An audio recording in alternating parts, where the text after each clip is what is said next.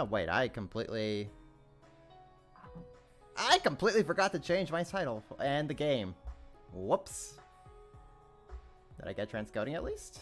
I did get transcoding. Okay, let me change that real quick.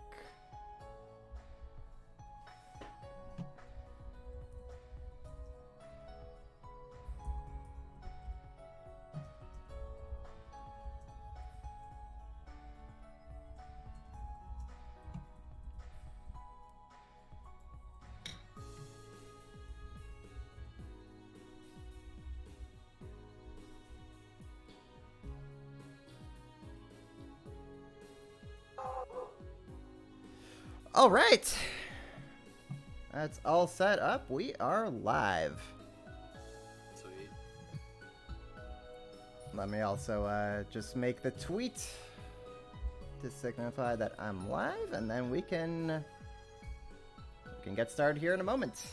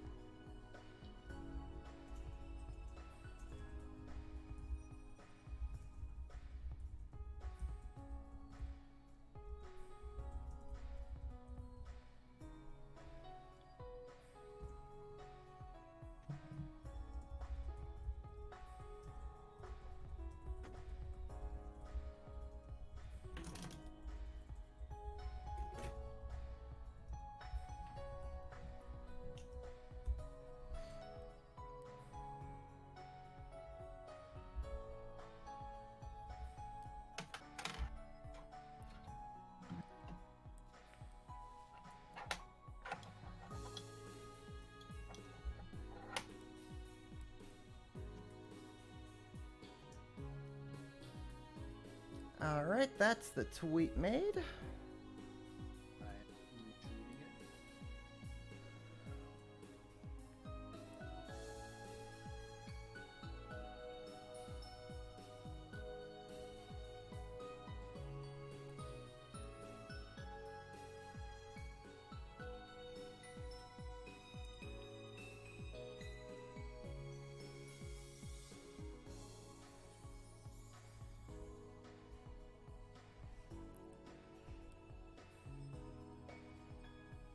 Yeah, I think yesterday I downloaded it on my Steam Deck and I just kind of sat there listening to the menu theme for a hot minute. Right, yeah. It's just I can only imagine what it feels like for you to you spent how long on this game, and to see it come out officially now must be so surreal. Yeah, I think I started summer of 2017. Nice. I think so. It was after my first year of college. Yeah. We'll be getting all into the details about your time with this here in a moment. But for now, hello everybody. Welcome to the stream. Howdy. I'm joined here with Geofront's lead editor for Zero, Supreme Zerker. And I hope that you all will have a fun time here today. So, just to give everyone the rundown of how this will work, we're just going to be going through the first couple of hours here of Trails from Zero. We'll have Zerker talk about his time here with the game, about his time working on Geofront. If you guys have any questions for him, by all means, ask him. Those are more than welcome. And then at the end of the stream, we'll be doing our giveaway. And the winner will get either a Steam copy of the game from me or a PSN or eShop gift card for $50. If you desire the PS4 or Switch versions of the game. Stargrasper said I was too quiet, so I turned up my gain, I think. All right. How's that, Stargrasper?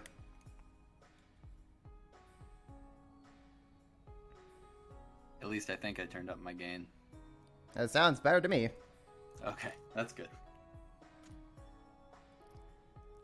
Hello, Huru. Thank you for this raid. Or the host, or the something. How's everyone doing? Alright, so I guess if we're all good to go, I say we get this party started. All right, so welcome to the giveaway stream, everybody. We're here with the Legend of Heroes Trails from Zero. Now, one thing I want to show you guys off. What the PC version of this game does, they somehow made it possible, but if you guys have played through the Geofront version of this game already, you can use your save files from that, which I'm going to be doing right here to give myself a new Game Plus file. So I think that's really cool they did that. I honestly was surprised they did. Yeah, it's pretty sick. Let's see. Now, of course, I don't have any of the in-game achievements, so I can't carry anything over, but that's fine. Just gives me a good excuse to just go over the game again. Ah, thank you for the follow, Springa. Hope you're having yourself a good time. Did I press the wrong button? I think I may have. Oh, right, you have to go down the, carry over. Sure. Confirm. Normal. Alright. Alright, guys, this is it. I also love the BGM pop-up option there. Yeah, I'm glad they adopted that from our release. I don't remember if we did that for Zero or just Azure. I believe that was something that you guys developed while working on Azure, but it was then backported into Zero before Azure's release. Yeah, that sounds right. And what I love about the official versions is that it tells you the exact information of its OST, like where what disc it is and what number it is as well. So if you could just go up to Spotify and just find it super easily. Yeah, it makes it a lot nicer. Yeah, definitely. I don't think we had that. Yeah, I believe that your version was just the name of the soundtrack. It didn't last the actual credentials. That sounds right. And so just right off the bat, what I also love is just how clean and crisp everything is looking here. Yeah, I was definitely impressed by some of just the texture upscaling that they did. Yeah. It looks good. It looks so nice.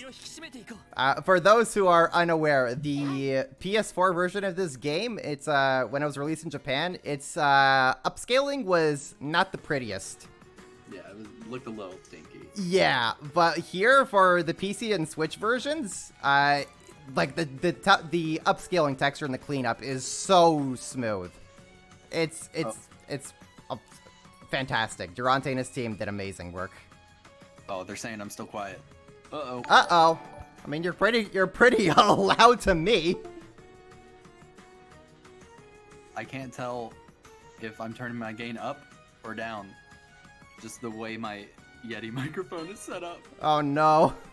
I mean, to me, you sound pretty fine. Let me actually just kind of turn down the music as well. Maybe that'll help. Yeah. All right. I'll just talk closer to my microphone then. Yeah, as close as you can get. Is Zerker now good, everybody? Is this better? 1 2 1 2. Yay, nay, possibly. If not, I'm just probably gonna have to turn Discord up way up. He's very soft. Very soft. Honestly, I just need to get a new microphone. Here, let me turn up Discord as well. Yeah, hold up. Where is Discord? Sorry folks for the technical issues. Let's see here. Where's voice?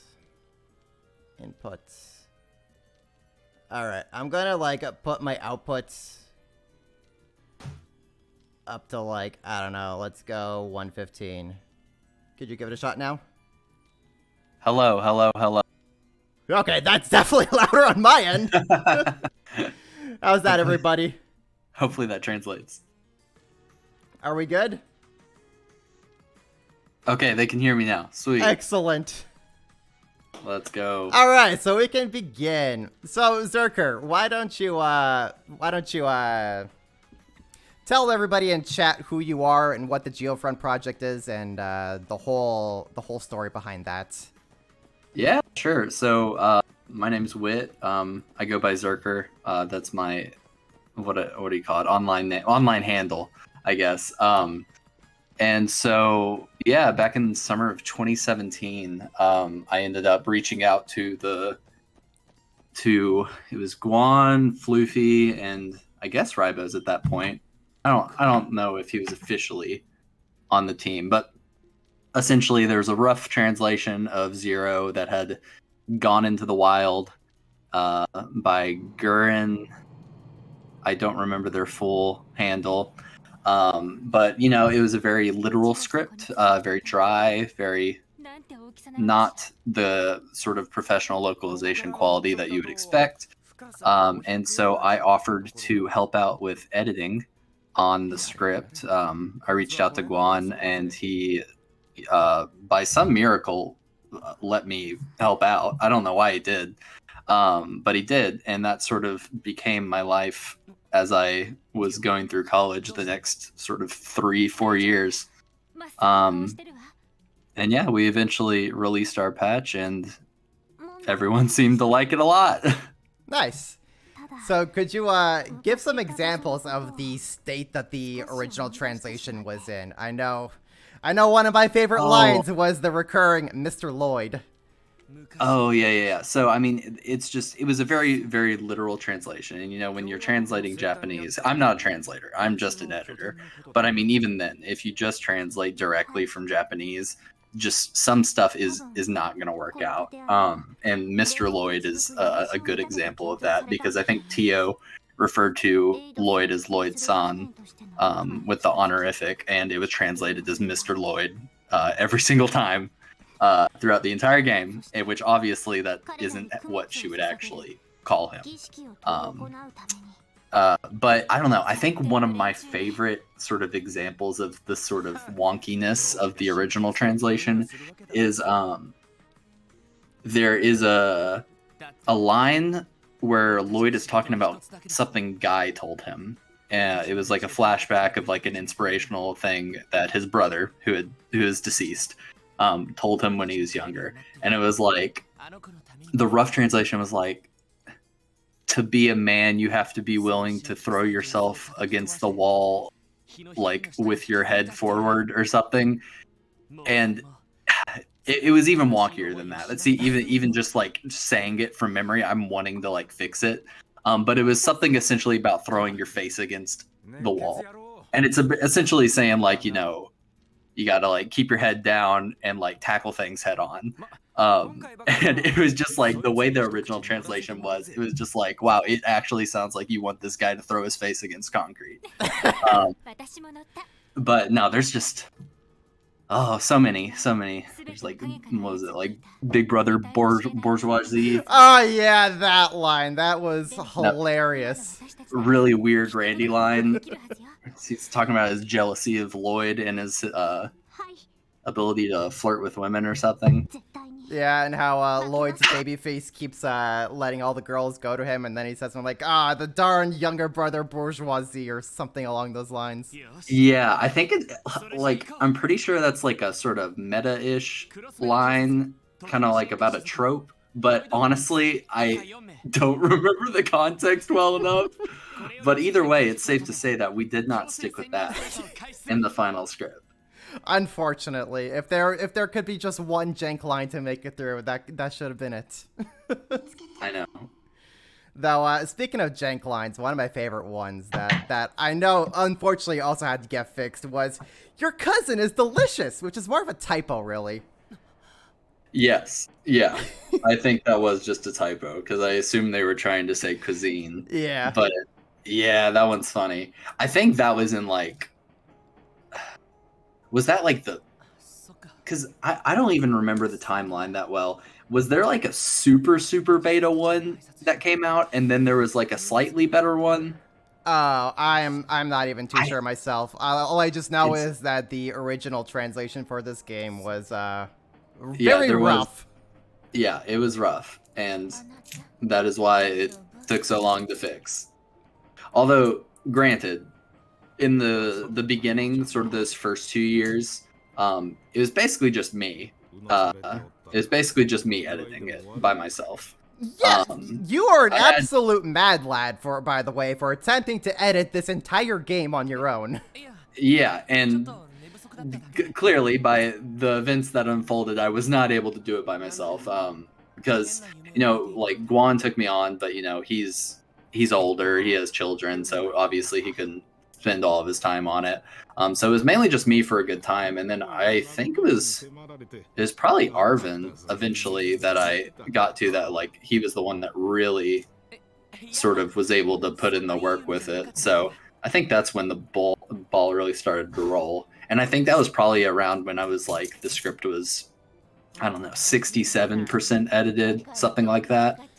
I mean, the fact that you were able to even reach like that 60 or 70% mark on your own is still quite something.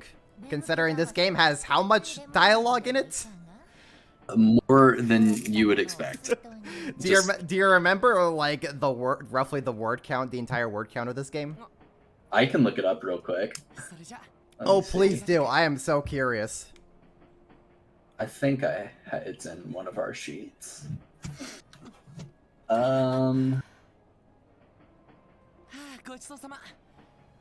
I have a word count?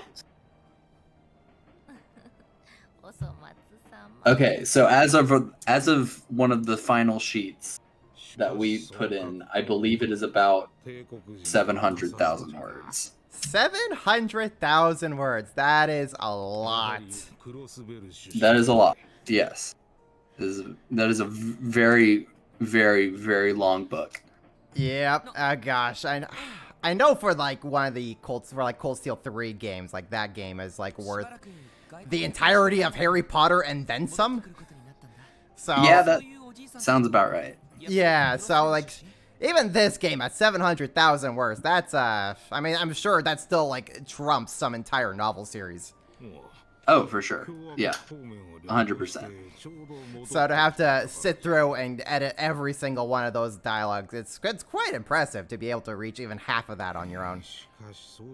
Yeah, it's not to say it was all good because, even looking back towards those like first few like the first sort of editing that I did and even comparing that like with a few months later, I was like, "Oh wow, I became a much better writer very quickly."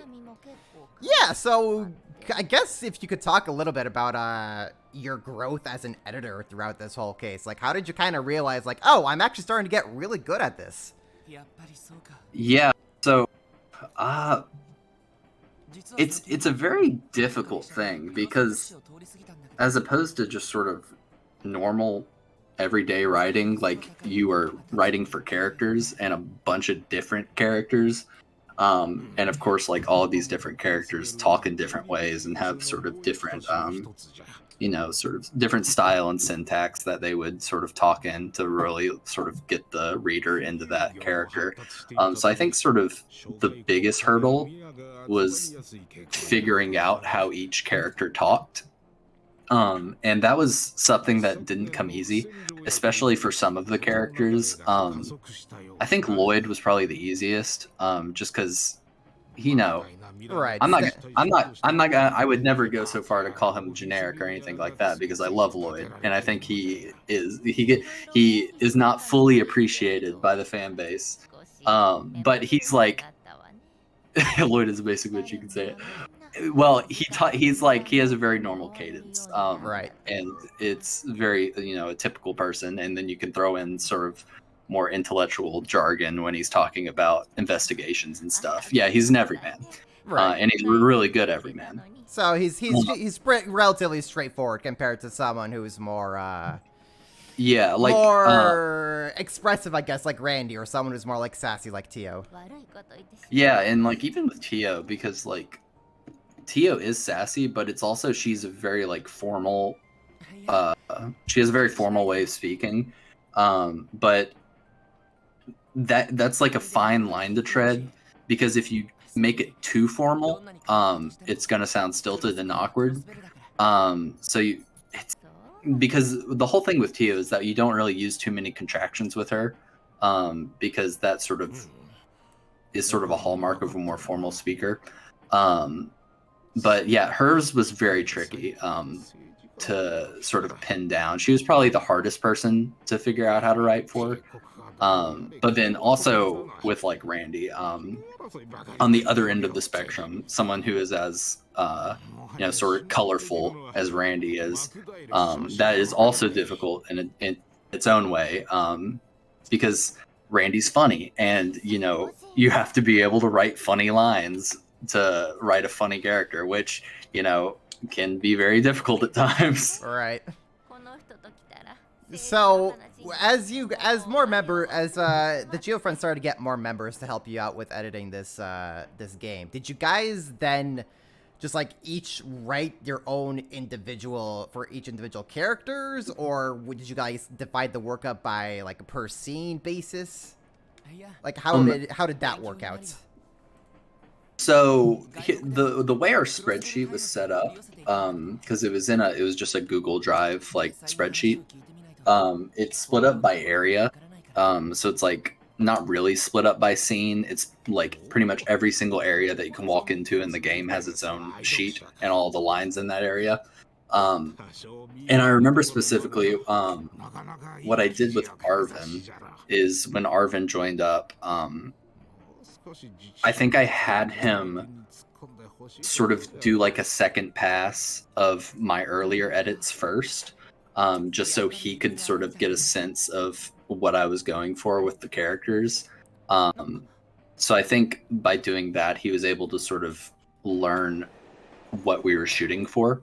But then after that, once he got a good sense of the writing styles of the different characters, I sort of just sent him on his own and let him tackle some of the areas that I hadn't done, that I hadn't really touched. Because I think East Street was one of the areas that was pretty much almost entirely Arvin. Because I don't think I had gotten to that one at that point in time.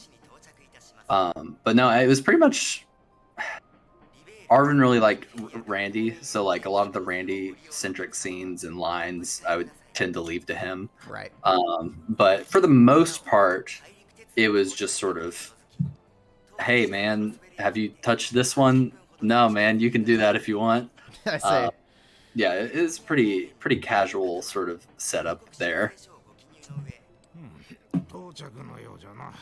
But it was effective. It was better than trying to do it all by myself, that's for sure. Yeah, definitely. This is certainly not one of those things that just one person can handle, at least not without them losing their sanity.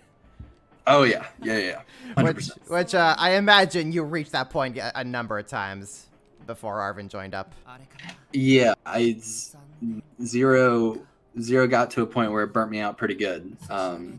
Because you can only write so many lines by yourself before you start to feel it. And yeah, I definitely, towards that time where Arvin sort of joined, I was feeling it. I was feeling the burn a little bit.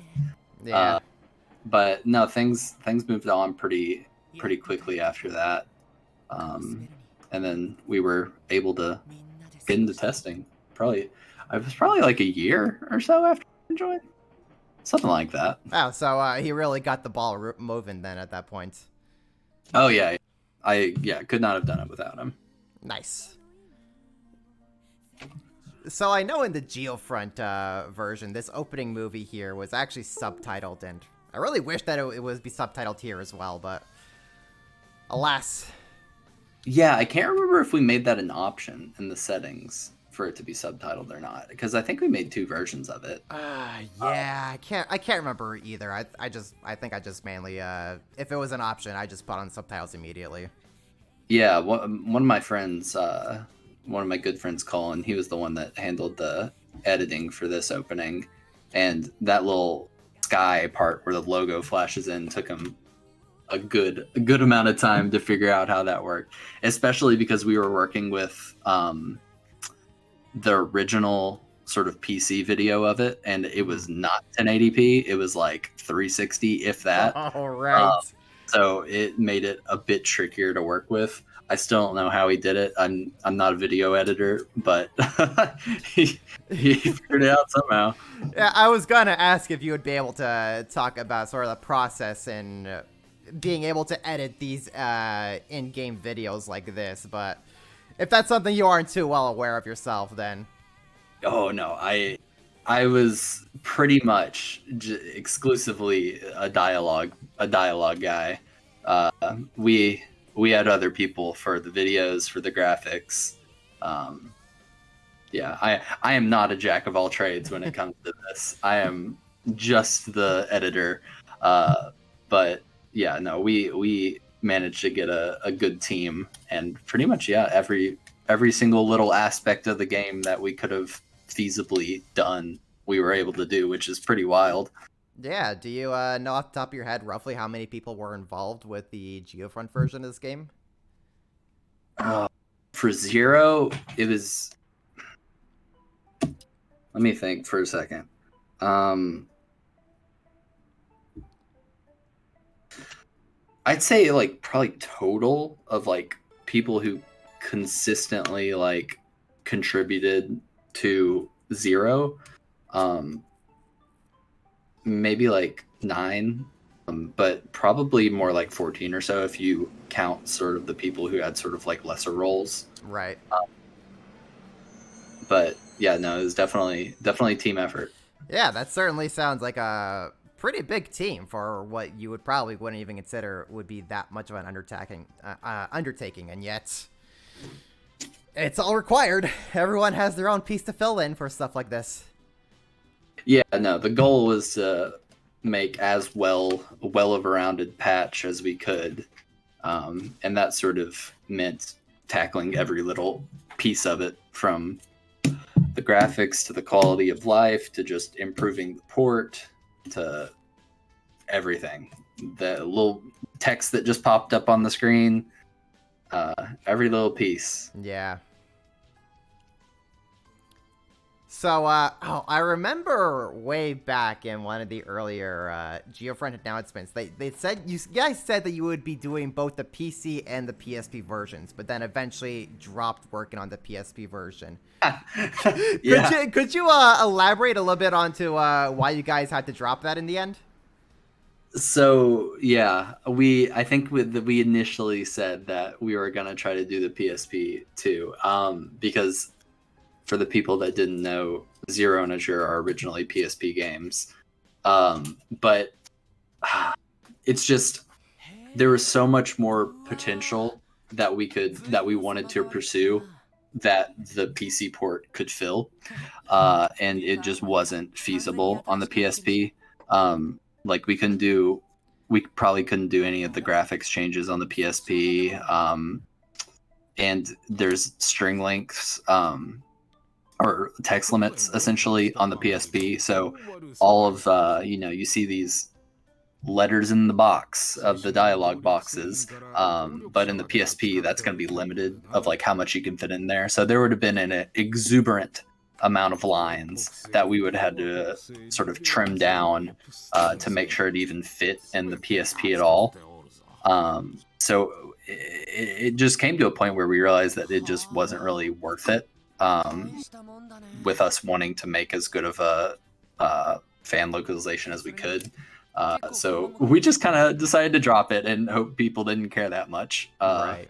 Which, some people did, but the overwhelming amount of people were able to just play the PC version, which is good. Nice. I guess since you touched on the whole text box thing just now, would you be able to kind of talk a little bit more about details on like the technical side of localizing something like this? Like something that most people probably wouldn't even think is an issue when you do like fan translations like this, but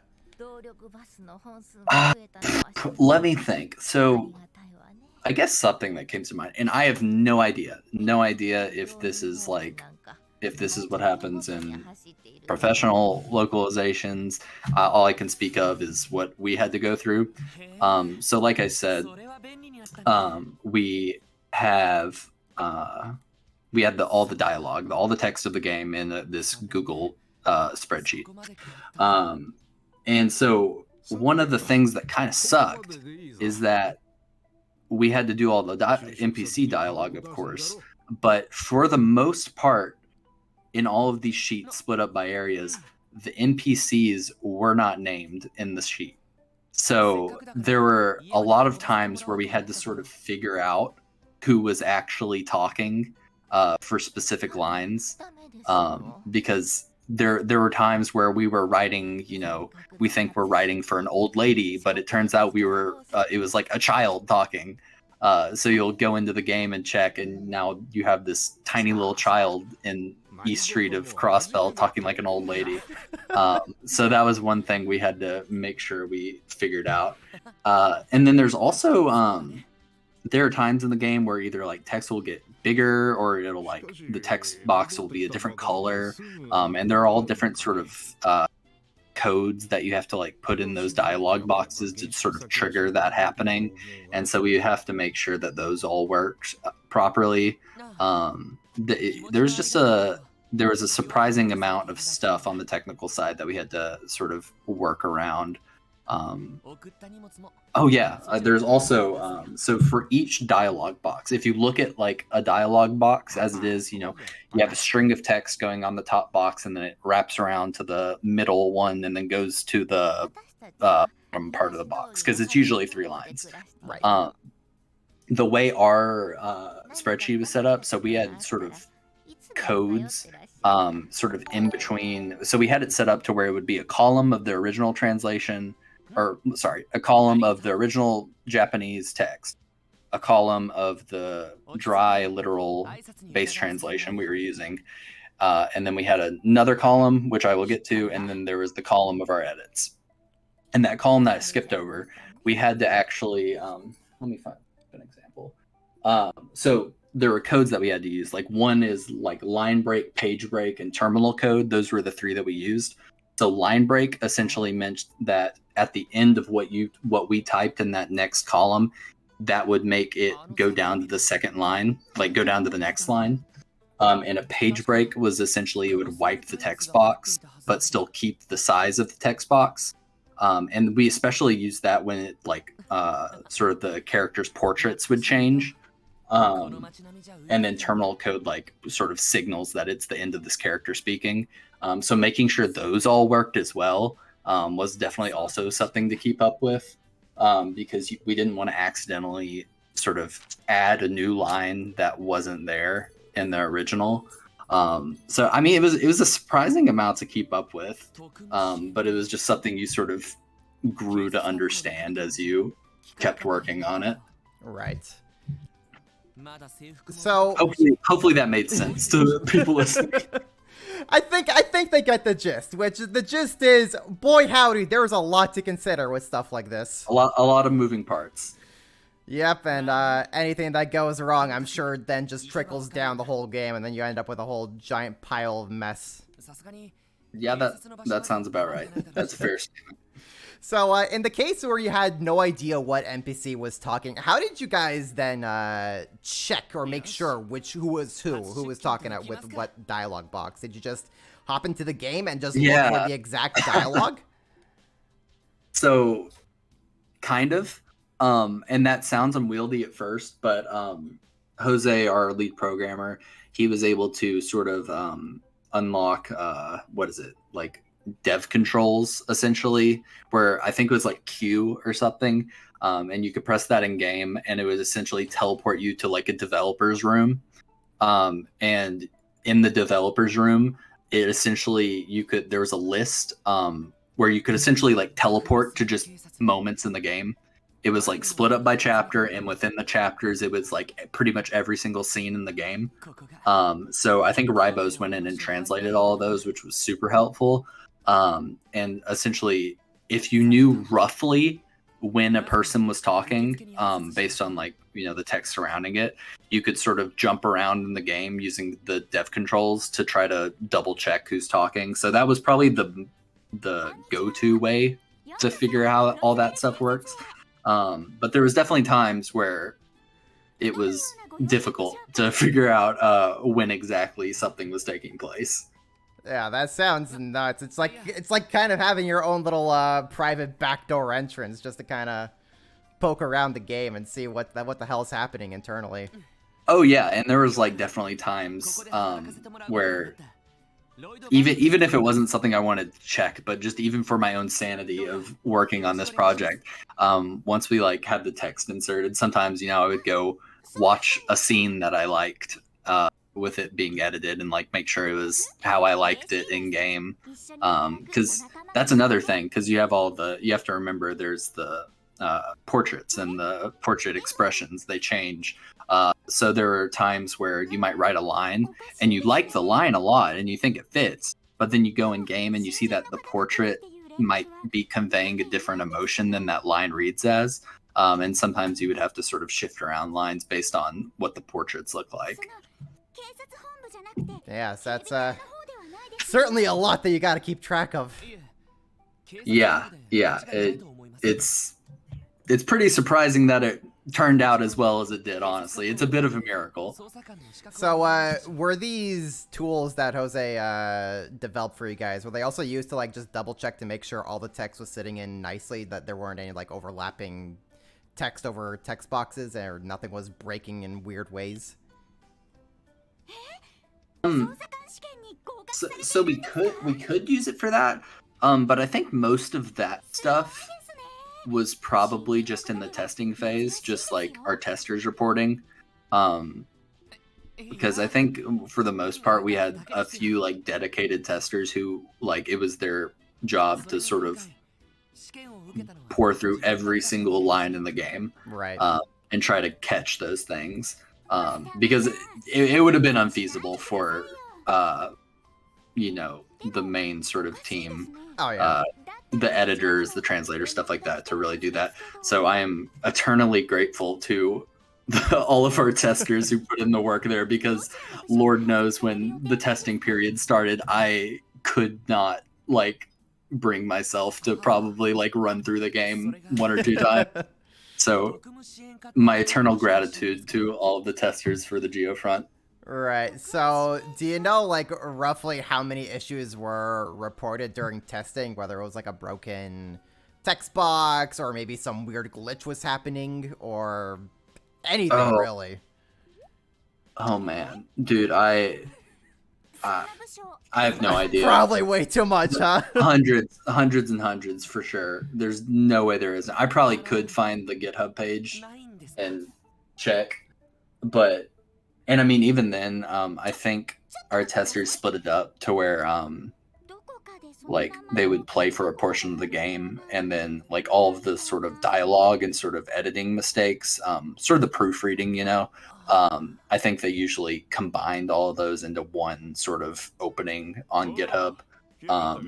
In general, there had to have been so much. I wasn't too involved with the testing. I think Ribos was one of the big people when it came to Zero's testing. But yeah, no, so much work went in on sort of that back end part. There's no way it would have been as clean as it was without all of the testers' help. Definitely. And this is why you don't skip out on QA, folks. Yeah, exactly. It's an essential part in game development. It would be foolish of you. You would not be putting out as good of a product. Most definitely not. I mean, we even saw that in the initial release of Cold Steel 4, where there were just so many broken text boxes everywhere. Yeah. That is true. I remember that happening. I have not played Cold Steel 4 though. Well, I think those issues eventually got patched, so hooray! I think so. Yeah, I'm pretty sure that's right. Yeah, I'm pretty sure COVID must have messed up Nisa's QA phase at that point. Yeah, I think that's probably a safe bet. Hello, Grabber and Tombly and 10K Selections. How are you guys doing? Welcome to the stream. Yes, look at these nice, crisp textures. I just can't get over how clean this game is looking. It's so good. I think I paused before this conversation, and that's the extent that I've played so far. But I mean, even just like the floor looks good. Like that looks Yeah. like good tile. Right? So I don't know. Durante and Folks, bravo! I tip my hat to you. Yeah, Nisa and Durante's team did an amazing job getting all these graphics enhanced.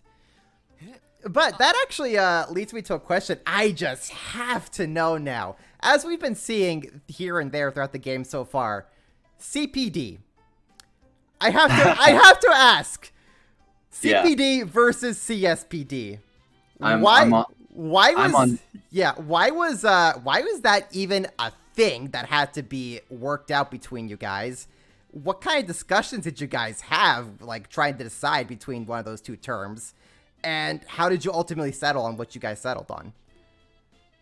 Oh, that's a great question, and it's definitely a long-running question. It was probably not resolved for quite a while during Zero's our development of Zero, or development. That's probably not the right word. But I don't know. I am team CSPD. I like CSPD more. I think it rolls off the tongue. And look, boom! Look at that audio track. Oh, you see that? So all I'm saying is that it's stuff like that too, because you have textures that say CPD, you have audio tracks that say Crossbell State Police Department, you have Lloyd's jacket, the back of it says Crossbell State Police Department, and it's just, I guess Falcom just could not make up their mind of what they wanted, and then we also had prior precedent of in the I'm gonna butcher this divertisement or whatever it is in Cold Steel 2. Yeah. Where you play as Lloyd and Risha, and they explicitly say Crossbell State Police Department. So it was like, it was just there was just conflicting evidence of either one, just so many places, and I think probably with I think with Cold Steel 3 coming out too, I think that was also a factor in deciding to just go with Crossbell Police Department, because I think Nisa used Crossbell Police Department, and also it kind of cuts out some of the ambiguity, because I guess kind of spoilers for Cold Steel 3 is that Crossbell gets taken over. It gets annexed, and so it begs the question: is it a state anymore? So it kind of, is it still Crossbell State Police Department, or is it? Because I mean, I'm pretty sure the police department still existed under the occupation. So I don't know. I think it was safer to do Crossbell Police Department in the end. Mm-hmm. Yeah, Crossbell Province. That's right. So yeah, I think in the end it just was easier to cut out the state, although I like it more, but I understand the logic that went behind making the change, but it was not one that came lightly. Right, yeah, I imagine there were a lot of discussions going on before you guys just had to pick one thing. Oh yeah, absolutely. I'm also personally on the CSPD side just simply because of Lloyd's jacket. It's like, yeah, no, I mean, it's like front and center. Right. Yeah, I think that's one of the big things that I tend to look to. Yeah, so it's ultimately just came down to Falcon themselves were inconsistent all over the place, so. Which they have a tendency to do. I can't think of any like other examples off the top of my head, but I know we ran into some sort of contradicting stuff throughout all of it. Oh yeah, I'm sure. Just like even small terminology stuff like that, or maybe like a date was said that may not conflict with like your actual knowledge of events. Just stuff like that I'm sure that you have to like really take into consideration, especially with a series like this where continuity is essential. Yeah, no, I mean, I get it. Like, you can't make something as long running as this and not have those issues. Yeah, definitely will. It's just a curse, I guess, with something with a series that's doing such an ambitious narrative like this. Basically.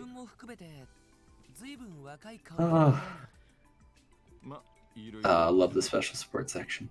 Yeah, I just love the whole soundtrack to this game in general. It's just so cozy and Oh comfy. yeah, I think Zero is probably one of their best soundtracks.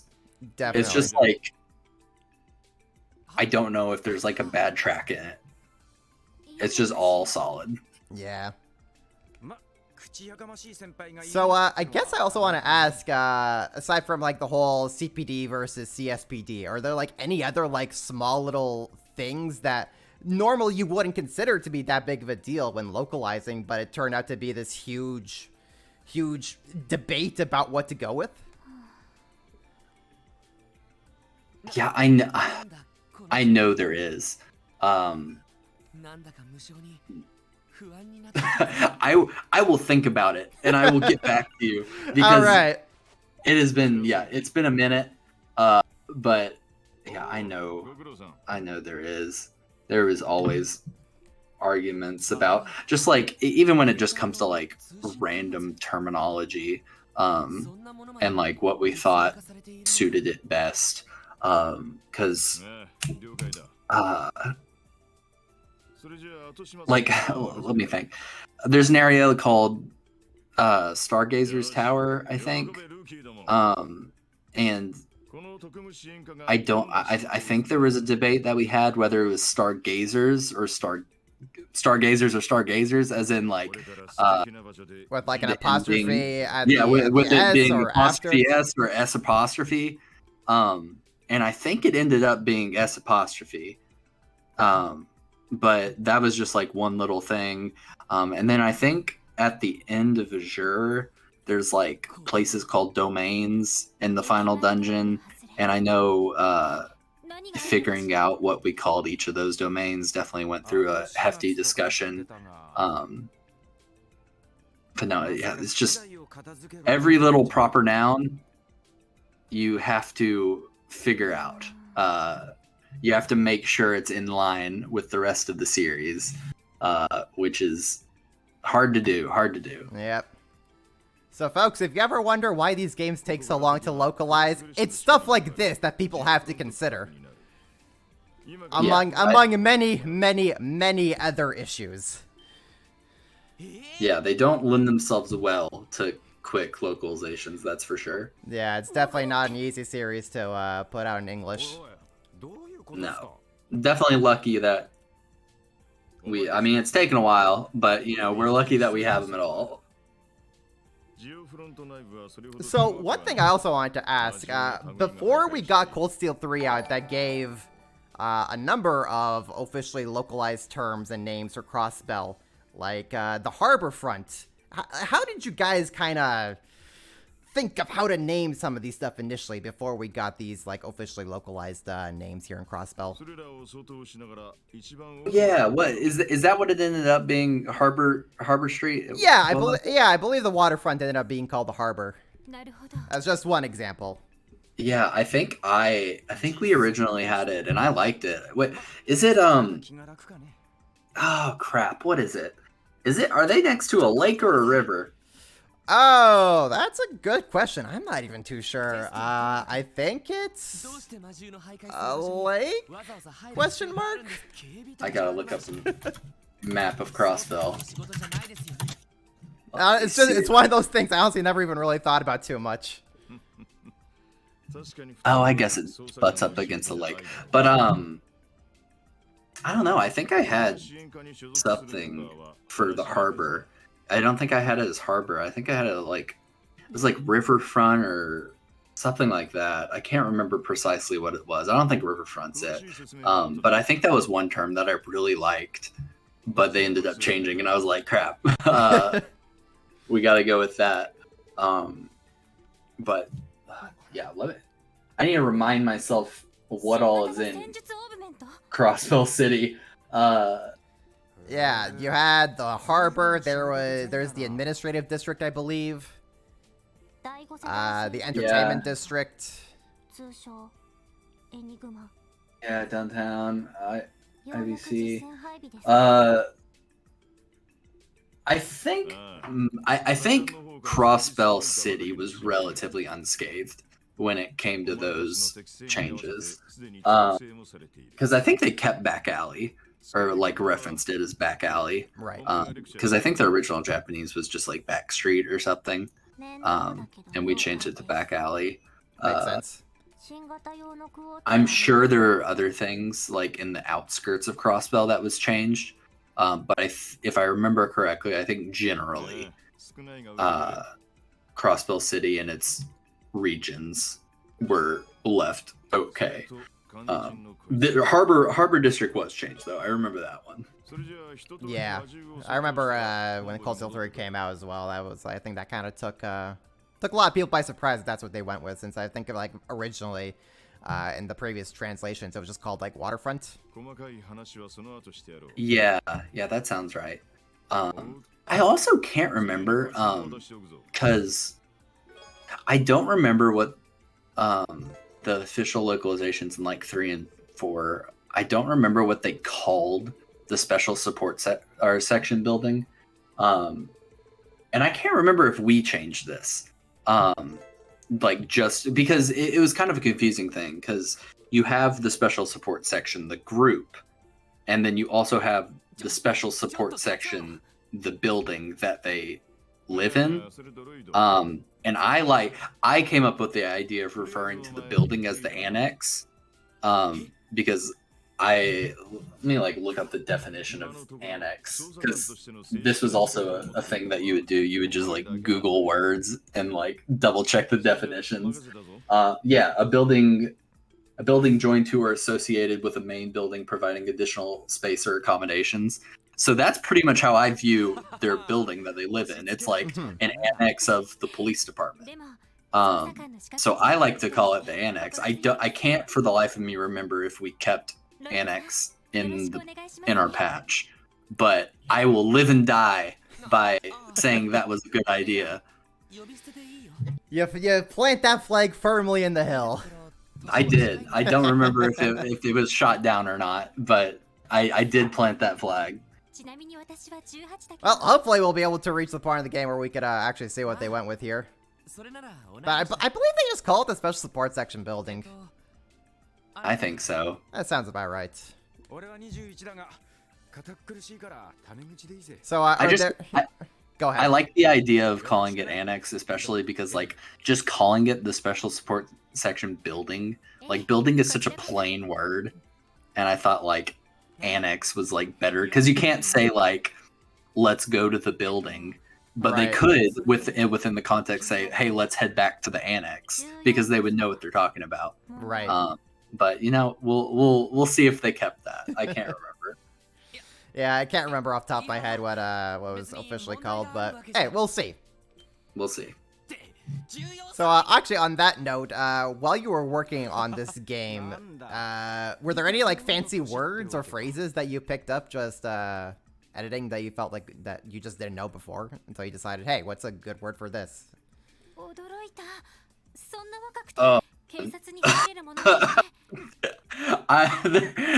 There definitely was, but I could not remember right now. I know for sure that the project expanded my vocabulary, but no, I don't think I can come up with any examples right now. Well, the answer is a yes, there is. Just what that is, who knows? Too long ago. That is a mystery. Alosuke110, how's it going? Welcome to the stream.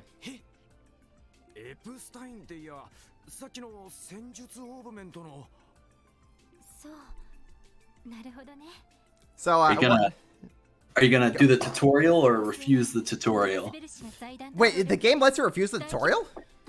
Yeah, she asks you. I'm pretty sure you can say like yes or no. Oh hecky! I thought this game forced you the tutorial, but then it was Azure that lets you skip it.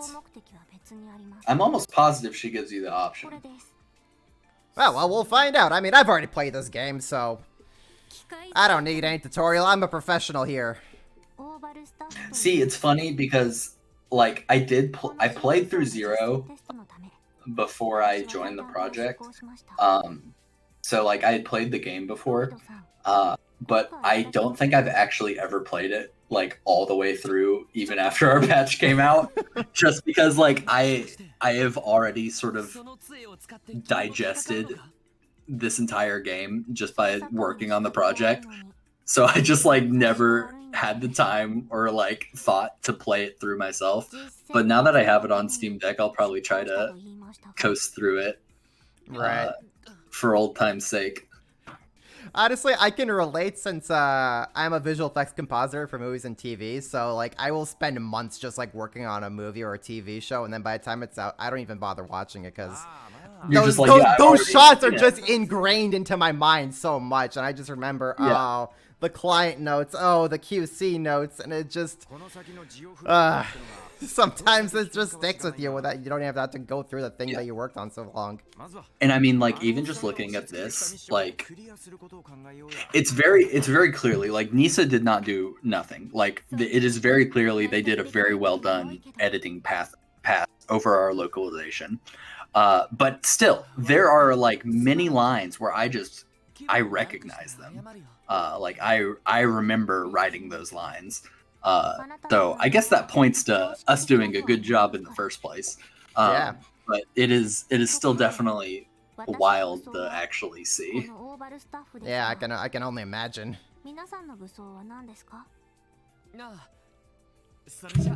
So one more question, another question I had that you kind of touched on the whole testing phase a little earlier.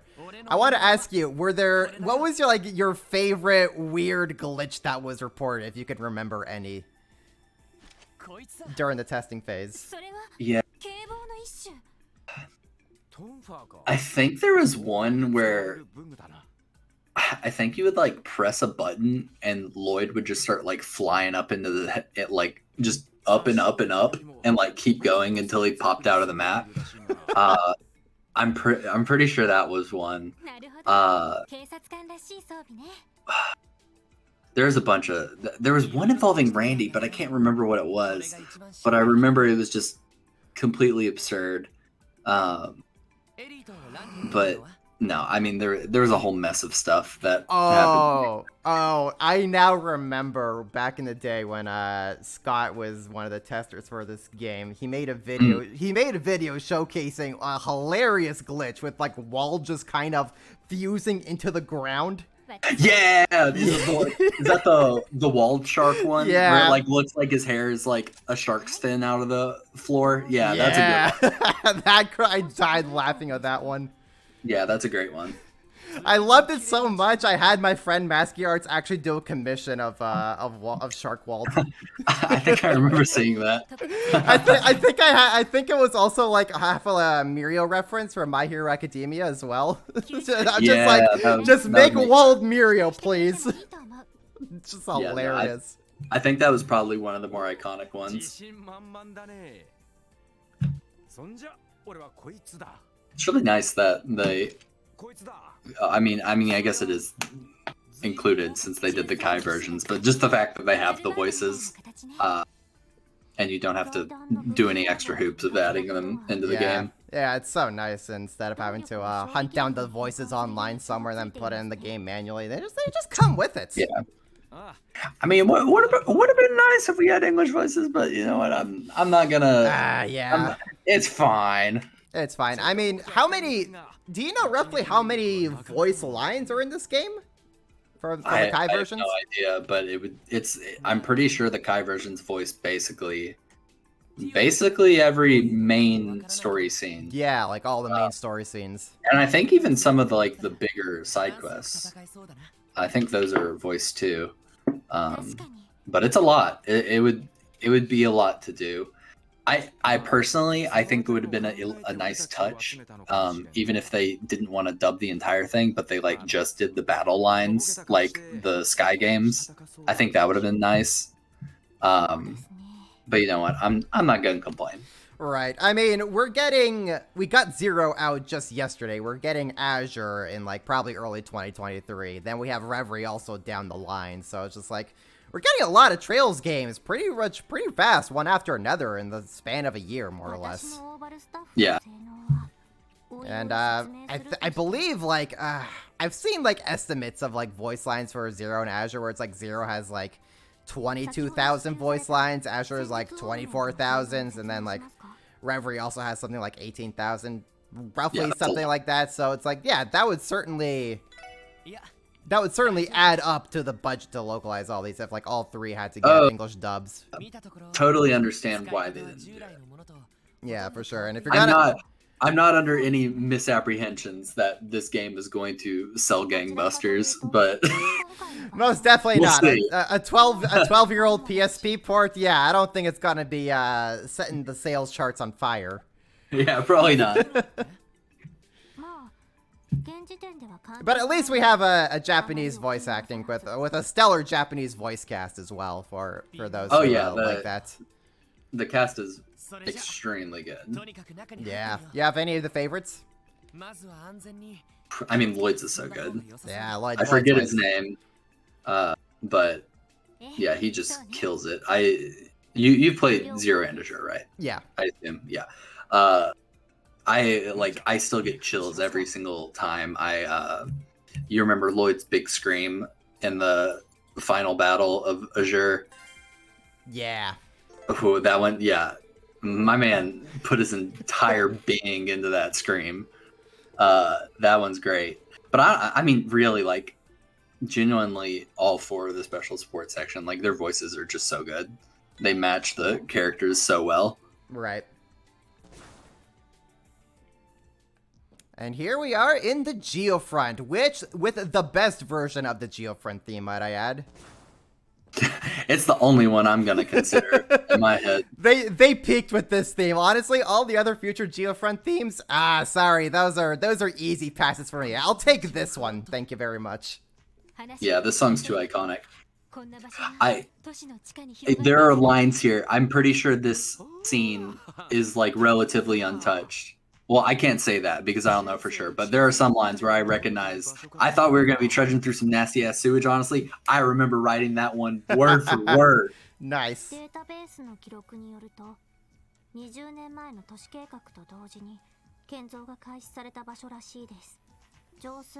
As far as the voice cast for me is concerned, I really like Randy's voice actor.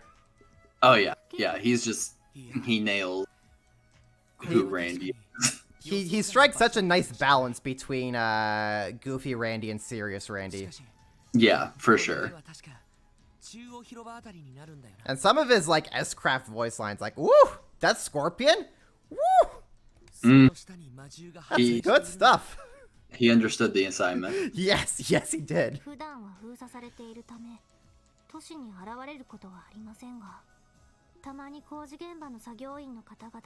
Honestly, it is really funny that the Geofront is just a thing.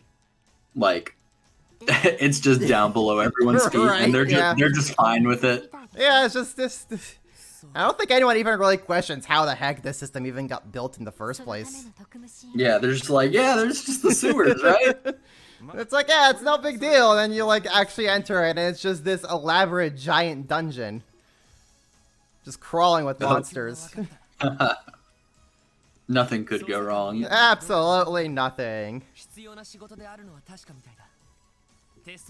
But I believe we do find out later in Azure the real purpose of the Geofront, so no spoilers here, guys, but if you want to find out what the purpose of this big dungeon is, play Trails to Azure when that comes out next year. There is logic behind it.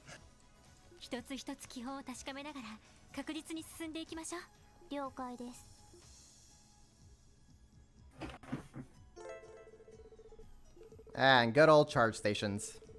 Oh, yeah. Oh, there goes our voice acting budget for that one line. Yeah. Can't have that. All right, now as everyone should do whenever you're on the field, you switch over to Ellie because she can just shoot from behind.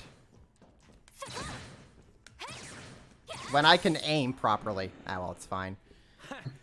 You got the right strategy. Yeah. And good old Get Over the Barrier. This is honestly probably got to be like the most iconic song in Crossbell.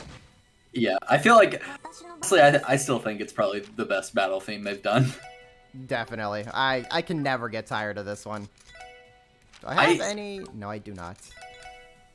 Like, honestly, I I don't know if any of the other battle themes are as good as Get Over the Barrier and Seize the Truth. Like, maybe I'm biased, but they're just so good. They never get old. Right. I'm particularly fond of Sky FC's battle theme and also Sky the Third's. But Oh yeah, sophisticated fight. It's hard to beat that. That's true. yeah. I'm also heavily biased towards Sky the Third. That's my favorite in the series so far. So Yeah, which one is?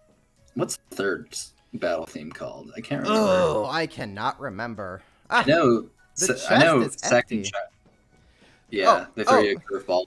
Yeah. Oh, so here we have a chest message, which you may think, oh, this isn't a chest message. Trust me, it is. But can you talk about the chest messages that the Geofront added?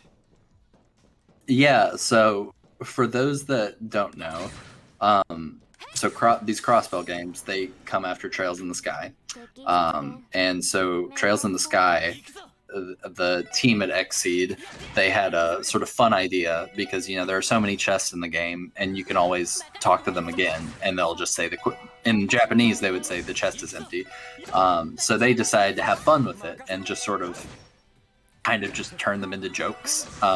Not all jokes, but a lot of them were jokes, where they just sort of talk to the player essentially through the chest messages by just replacing the chest is empty text.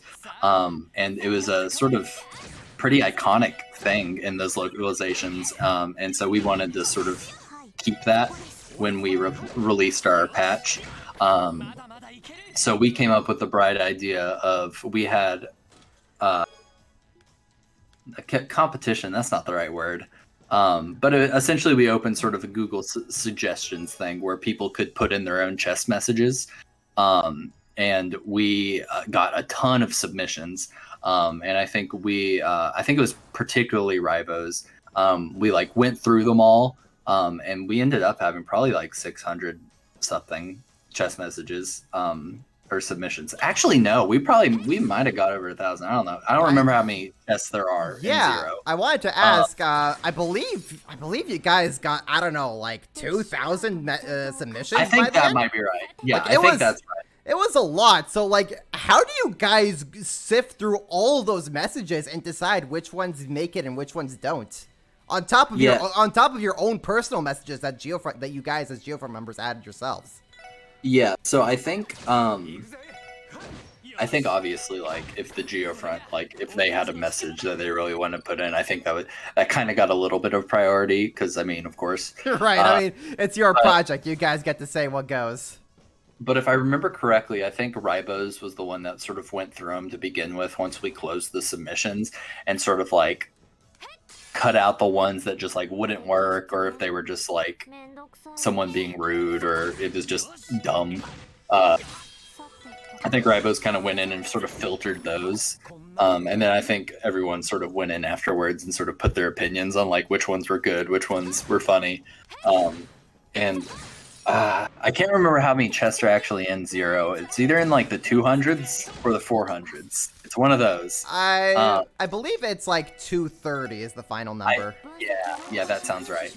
And we basically just had to sort of cut it all down and figure out, because of course, with so many people putting submissions in there, there were definitely repeating submissions just by different people, because not everyone is the most creative, and that's fine. Because you're playing as cops, and so of course there's going to be a bunch of cop jokes. Of course. So it's not we didn't want every single chest message to be a cop joke. So we had to make sure we had a good variety of chest messages in those submissions to make sure they were fresh as people are playing. But I think they turned out well, and I'm pretty sure they kept a lot of the ones in there. I think Nisa probably, judging by like what I've looked at, because I think I looked at a list of the ones they kept. I think that they took out sort of the more like meta ones about like the Geofront and like it being like a fan translation or fan localization. whatever you want to say. Yeah, I remember the very first chess message, I believe, in your guys' version said, "Welcome to the Geofront. We promise this one won't take as long as the other one," which is obviously a very meta joke about the length that it took you guys to get your version out. Yeah, and I think there's one later on where it was I don't know who put it in there. It was probably Arvin or something. It was like something about poking fun that like this would have come out sooner, but I was playing Final Fantasy 14. Yeah, I remember so it's that like one. stuff like that they cut out. Which that was definitely about me because that was deep in my 14 phase. But yeah, no, I'm glad that it seems that they kept a lot of the ones that we initially had. So that's just a nice thing that they didn't have to do, but they did. Right. Hello, Ekmo. Welcome to the stream. How the giveaway is going to work is you just have to be around by the end of the stream, and then the bot is going to pick a random person out at well, pretty much at random. So you don't have to put in any specific keywords or do anything specific. You just, as long as you're here by the time we do the drawing, you'll have a chance of winning the giveaway. Yo. So, among the chess messages that you guys did, which one was your favorite? Oh man, I think one of my favorite ones is one that didn't make it into the game, and I think it was one that Arvin put in the game. It was, I can't remember exactly what it was, but it was like a play on words with like something with popcorn, and it was like my favorite brand of popcorn is like Orville Redenbacher. And it's like, it's so stupid, but it's like, it was a pun that actually like hit me first. I wish I could remember what it exactly was. But I swear it's good. I am not doing it justice with my description, but I liked it. Yeah, oh man, there was a lot that I liked. There was a lot of the messages that I liked. Yeah. I remember, I'm not sure if this one made it in, but I remember it's towards the end of the game in like the final dungeon where one of the chests is like, "Oh man, I clapped when he used the 8-leaf style," like in reference to one of the scenes that happened prior to the final dungeon. And it was right before that because you see Arios use Gale, I think. Yeah, and I really like that message because like, yeah, that was a freaking cool scene. I clapped as well. Yeah, let me see. Oh, wait. Or this is Azure's treasure chest. No, where's Zero's? Here it is. Okay, let me see if I can find some. One of my favorites is also again in the final dungeon, saying like, "Hey, I moved here from Liberl because these two bracers kept stealing from my friends," or something like that. Yeah, I like that one was also really funny. Yeah, it was, "What is Zamuria's favorite brand of popcorn?" Orville Redenbacher. And I was like, yeah. Because I think I do eat that brand of popcorn. That's amazing. I also like the one where it's like the chest screaming about the grass that's clipping through it. Because like there's a grass texture that is just going straight through the chest. Right. Those ones are always good. So, how are you guys able to determine which chest was in what location so that you can make a specific joke like that? I think in the submission form, I think we had a part of it where like if a person wanted to suggest one like for a specific chest, I think they could tell us where exactly it was. So I think that helped. Right, but was there like a way internally that you guys were able to determine like which chest message corresponded to which treasure chest? Oh, so in the, like I said, the spreadsheet was split up by area. Those chest messages are in those sheets, I believe. So it might have taken some trial and error to make sure that each one was in the right place. But we could pinpoint which area it was in, but as for the specific chest it was within that area, because there was probably multiple, that was probably had to been done by hand, which I assume Rivers did. So then did you guys like put some like placeholder text initially just to like determine exactly which treasure chest was an area, because like here in Geofront there's like what 5-6 treasure chests, let's say.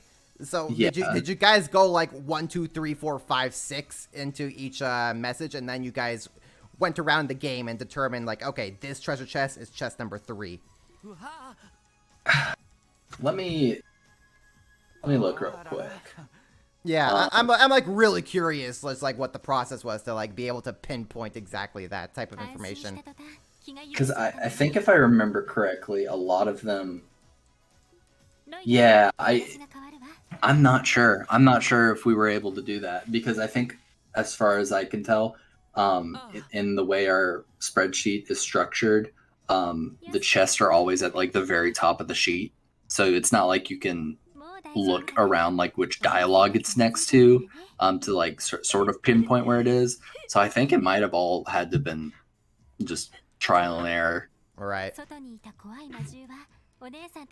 Which I don't envy whoever did that. Probably Ribos. I don't envy him doing that, because that probably took a minute. Yeah, that definitely sounds like one of those mundane tasks.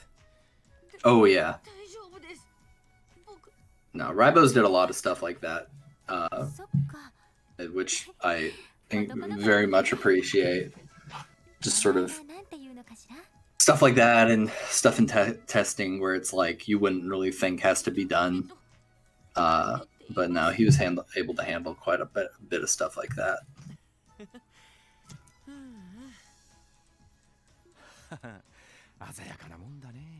Hello, Santo Miguel. How is it going? Welcome to the stream. You've always wanted to try a Trails game? Well, hey, thanks for coming on by. You get to see one play out in front of you right here and right now. Yeah. This little Geofront mission, I think it does a lot in establishing each of their characters. Yeah. I think it's a good little introduction for them. Yeah, I especially love Zero just for how it just is able to hit all of its beats exactly when it needs to without overstaying its welcome or rushing through it. Yeah. And one of the things I really like about Zero, which I don't think people catch on. Maybe like, I don't know, maybe you could say I'm reading into it too much, but I like what Zero does with Lloyd and his character, because with Lloyd, see, I feel like I get a lot of I've heard a lot of complaints about Azure and how like Lloyd and Azure like doesn't change or like do or like develop much. But the way I see it, like Zero is like Lloyd's game, and his character development is like pretty much done by the end of Zero. And I don't see that as a bad thing. I think some people have to, like, they need it to be like dynamic and always changing. But the way I see it is that like Lloyd comes into his own at the end of Zero, and then Azure is about like him helping him in sort of a more stable sort of position, a more comfortable position in how he views himself, him helping out the rest of the cast. I don't know. I love these games, and I think they do. Lloyd is a very well-written character. Right. So essentially, like, Lloyd has his time here in Zero, and then in Azure, he's just serving as like the foundational rock for everyone else to help like their growth.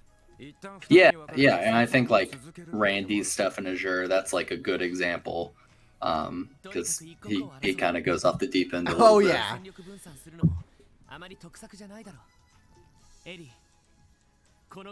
And I guess you could argue Zero is really a story about the SSS, and then Azure is really a story about Crossbell in general as a whole.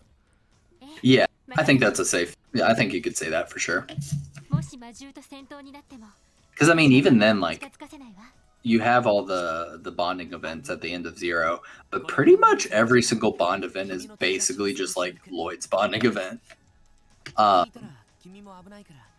Like, yeah, it's about the characters that you do them with, but like most of them, especially Ellie's, like it comes back around to Lloyd and how he has progressed from the beginning of the game. Right. You know, I've never actually seen Ellie's bonding event in this game. I've only ever done Randy's. The best one. I've only ever done Randy's though. Randy's is a good. Randy's is very good. Randy's is a close second, but I love the one with Ellie, because it's essentially just Lloyd like figuring out, like sort of processing like where he's sort of gone astray and how he's like approached his like everything he's done in Crossbell up until that point, and sort of like establishes his relationship with his brother. Yeah, Ellie's is great. If you play through this entire game again now, do that one. Oh, don't worry. I fully plan to do a full playthrough of this on my own time. So you've convinced me to go for Ellie's bonding event next then. Yeah. Don't do Tia's. Tia's isn't that great. I'm sure some Tio fans will be out for you now that you've said that, but it is fine. But it pales in comparison to Ellie's and Randy's. Sorry, Tio fans. Now, I believe that chess message we just saw. You'll take a lost child with you, but not me. I see how it is. I believe that one's straight up from the Geofront version. Check. Which, by the way, this game has a chat log, so you can look back through all your previous dialogue, which is really nice. And I know that's something that you guys added into your version as well. Yeah, it is. I think they went for a different format than the one we had, though. Yeah, I mean this one still looks really nice, just nice and clean. And yes, that chess message was one of ours. Hey, there you go. That's the first official Geofront message in the official release.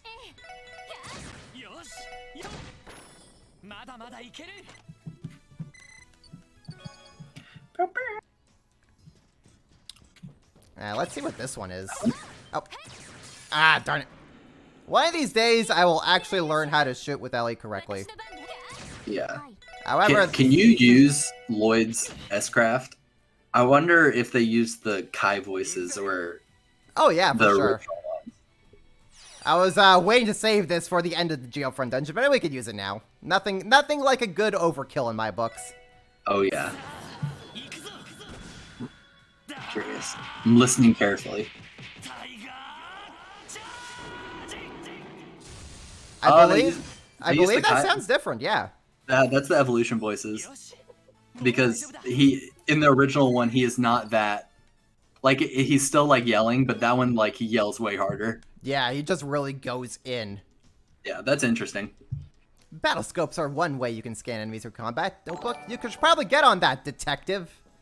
I believe that one sounds like a Nisa original. No, that's ours. Oh, it is. Well, there you go. Second Geofront chess message. Oh. I think Scott did a lot of these in this area. Oh man, I used that S-Craft, and we're right here at the end of the dungeon. Oh, whoops. Big brain me. That's okay. That's totally okay. You'll probably get 100 CP in the process. Probably, but will I be able to keep the kids safe? We'll find out. Yeah, that's true. I remember in my first playthrough of Zero, the kid died immediately, and then I restarted the fight, and the kid never got touched. Yeah. Yes, Poison Serpent, GG, the game is available on Steam. Yes, this game is available on Steam, Epic Store, I believe, Good Old Gaming, PS4, Switch, even Stadia and Luna, if that's your thing. Yeah. Which I'm amazed Stadia and Luna are still a thing. I recommend the Switch and PC ports, though. Okay, what do we want to do here? I believe if we attack from behind, we get a advantage, but drawing the monsters gets them away from the kid. Yeah, I think that's it. Sounds about right. I'm pretty sure you're getting more BP for that one. Hey, we gotta always go for those BPs. Or is it DP in this game? I think it's DP. It's DP in this one. Detective point. Sky is BP. Yeah. And Gold Steel's AP. Yeah, what does that one stand for? Academic points? Yeah, academic points, I believe. Because it's like the school rewarding you, I believe.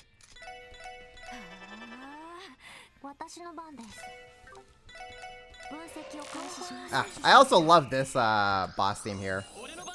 Yeah, the criminal's good. Yeah, it's good stuff. We'll do that. All right, kid, don't run towards them. And there goes my bonus DP. Wait, isn't it only if he? It's only if he passes out, I think. No, I believe you have to go this entire fight without the kid getting hit. Is that seriously? Yeah. That's brutal. Yeah, they are really mean with their bonus DP in this game. Yeah, that's rough. I'm not. That seems impossible. I mean, I was able to do it last time I played this game, but that was like 2 years ago, and I got extremely lucky.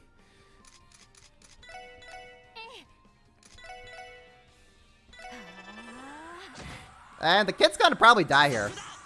No. Yep, he's dead. Not Ryu. Oh no, whatever we gonna do. Well, guys, that's Zero for you. Come on, come back next time. We've hit the bad ending. The SSS has been disbanded because they let a child die. Anyone but the kid. Alright, let's have party members take the hits instead of the kid. Sounds like a reasonable plan to me. I forgot just how brutal this fight is in general. Just all these monsters. Yeah, together. it's kind of rough. Yeah, they were really mean in the Sky and Crossbell games with this. Target that one. Lloyd, punch that one in the face.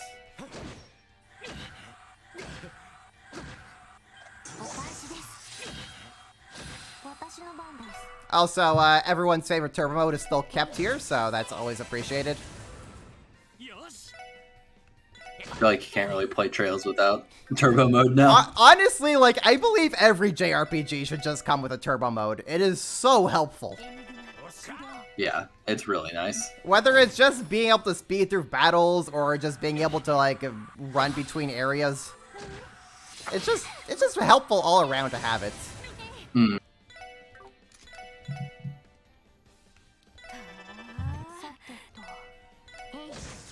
So you mentioned about how you really love Lloyd in this game and like how the game kind of treats him as one of the reasons why you'll really like this game. But are there any other reasons why you enjoy this game, and what about this game made you want to sign up to be part of the Geofront? Yeah, so I think out of all of the Trails games, honestly, I think they haven't. How do I word this? I think just the focus on the centralized hub and setting just does wonders for this type of game. Because Crossbell City and just Crossbell State as a setting in general is really cool. And sort of the more focus on the sort of political nature of the setting. I think that's definitely super fascinating. And I think it's handled well for the most part, especially in Azure. Just sort of the state of how it's operating.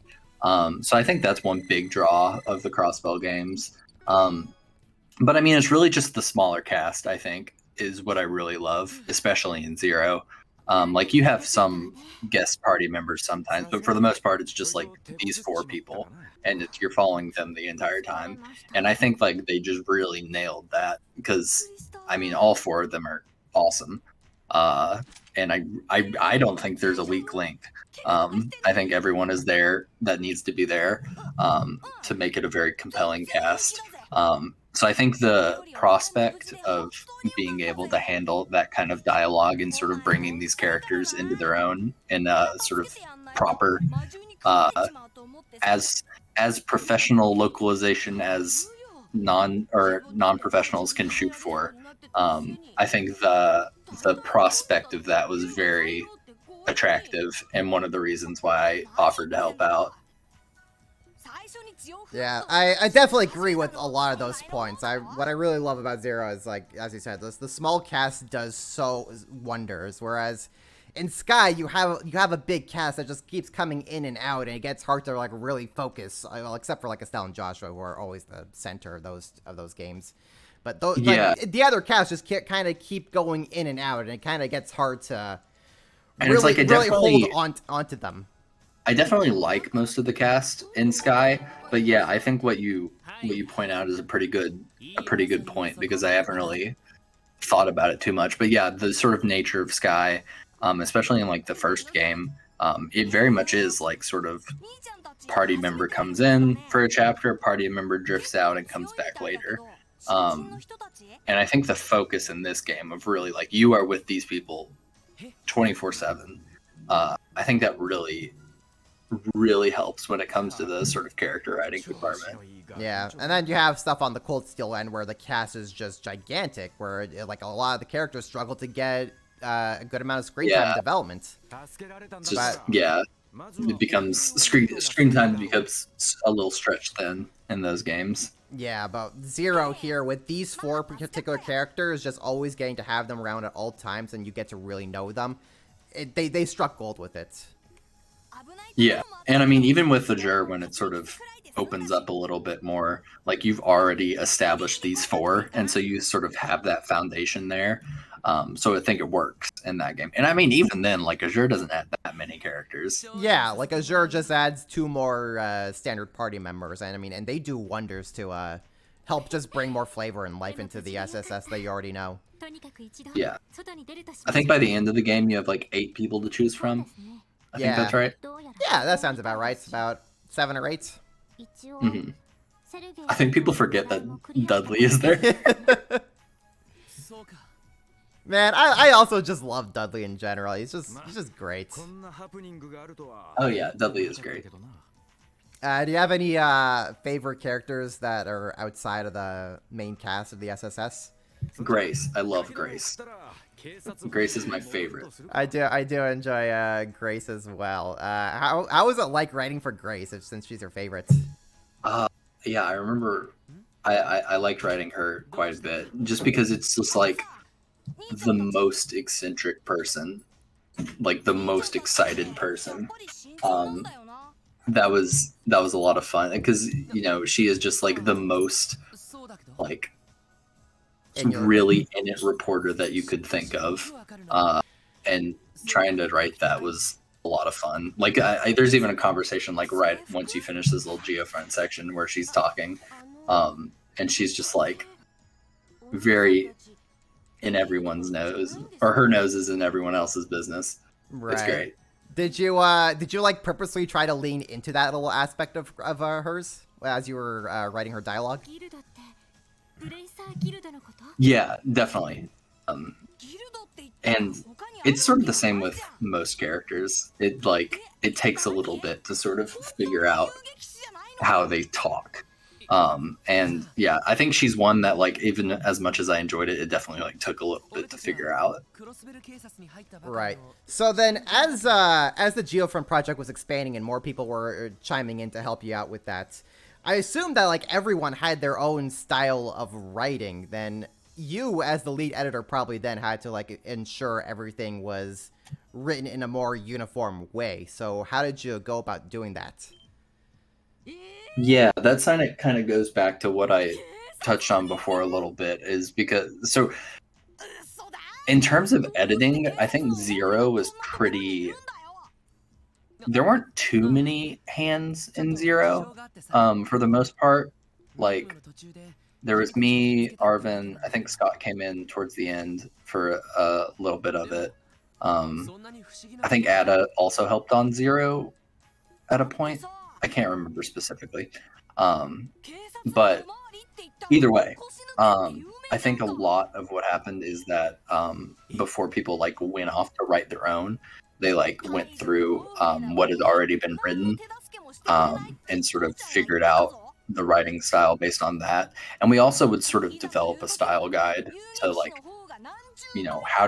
how and when to use commas, how and when to use, or like using like M dashes and like when that's appropriate.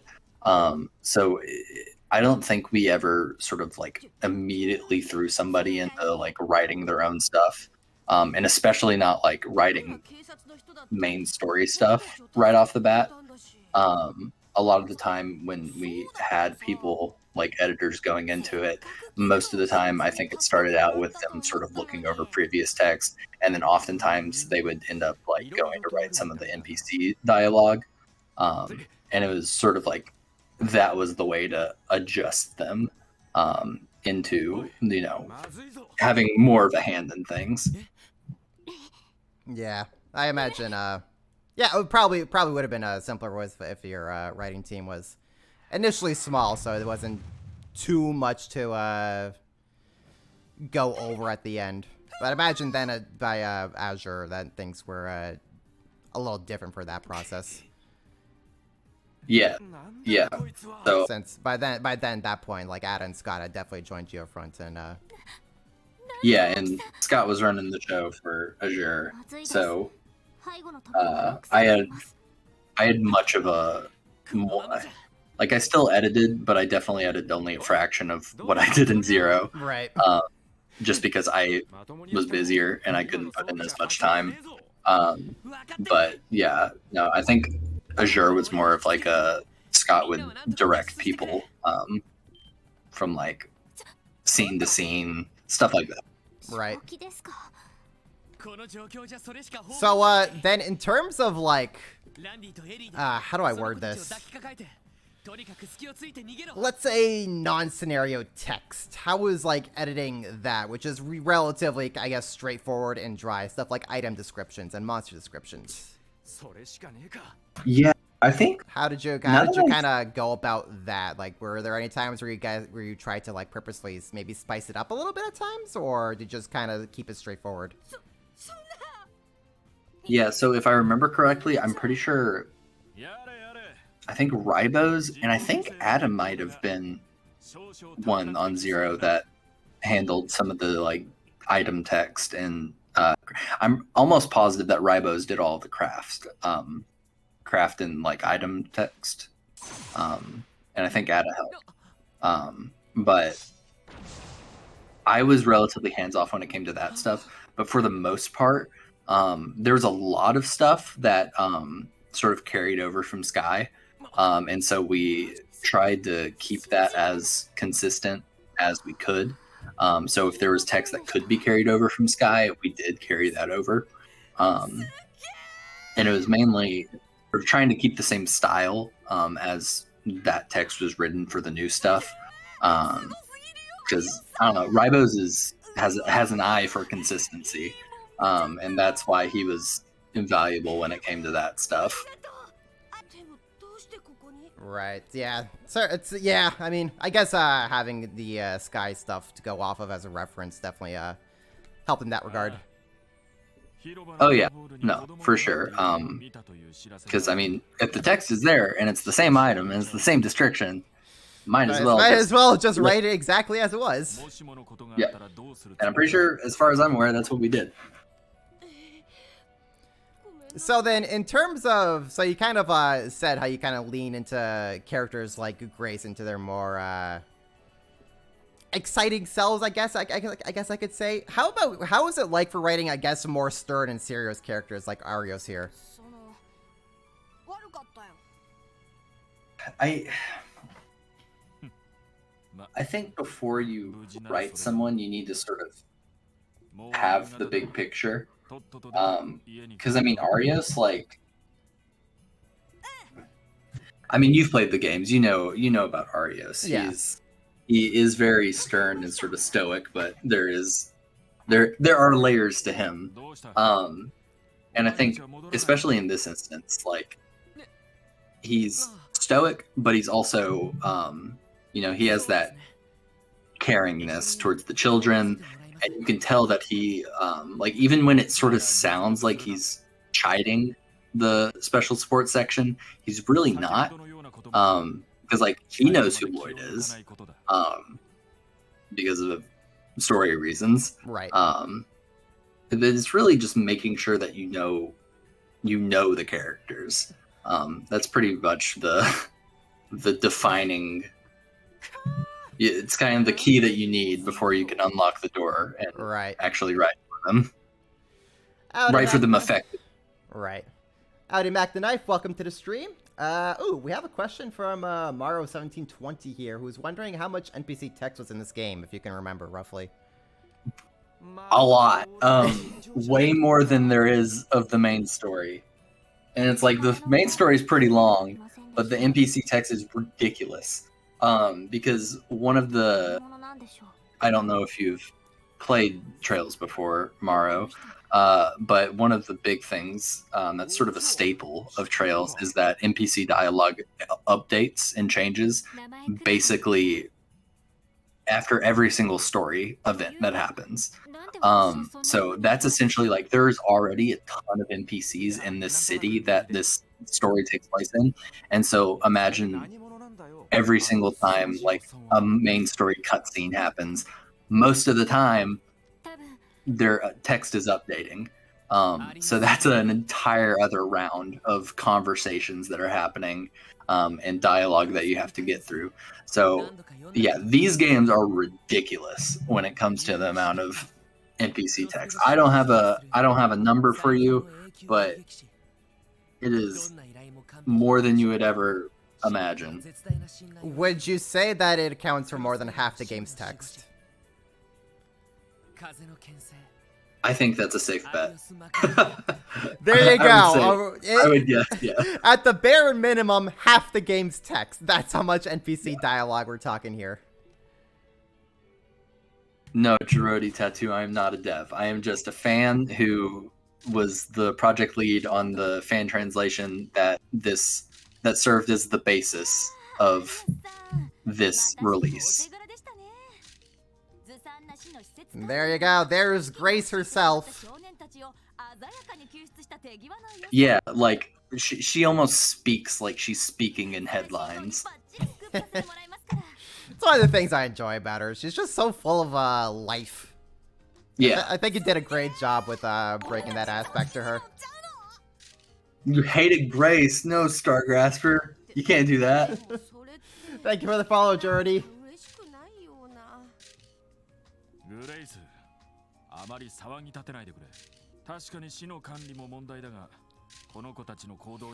So then, as Drive a translation that you were working with, would you say it was harder to write for more serious characters like Arios or more lively characters like Grace? And just trying to untangle that translation and trying to make it not be so stiff and dry. Yeah, that's a good question. I think it's still probably more difficult for the more expressive characters, just because there's more to add there. Just because like a translation might be like sort of very plain, like they're saying something excited about the news, but when you're translating it to like Grace, for example, you definitely have room with the localization to like really add those expressive sort of adjectives and stuff that is lacking in sort of the original translation, in order to really sell that she's, this bombastic reporter. So I think it's still probably the more expressive people was harder to write for, just because it's on you essentially to really bring it into its own, right?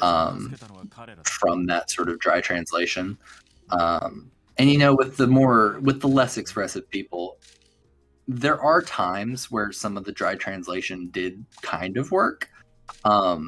It's not like I didn't want to leave things as it was, especially when it's super dry. But there are times where it sort of lends itself to the more like formalistic way of speaking. Yeah.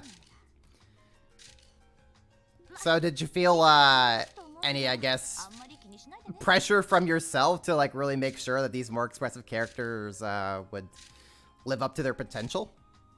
I think you could say that, because especially when you are sort of making some changes like that, or changes that are still faithful to the text, of course, there's definitely time where you want to strike that balance where you don't want to do too much.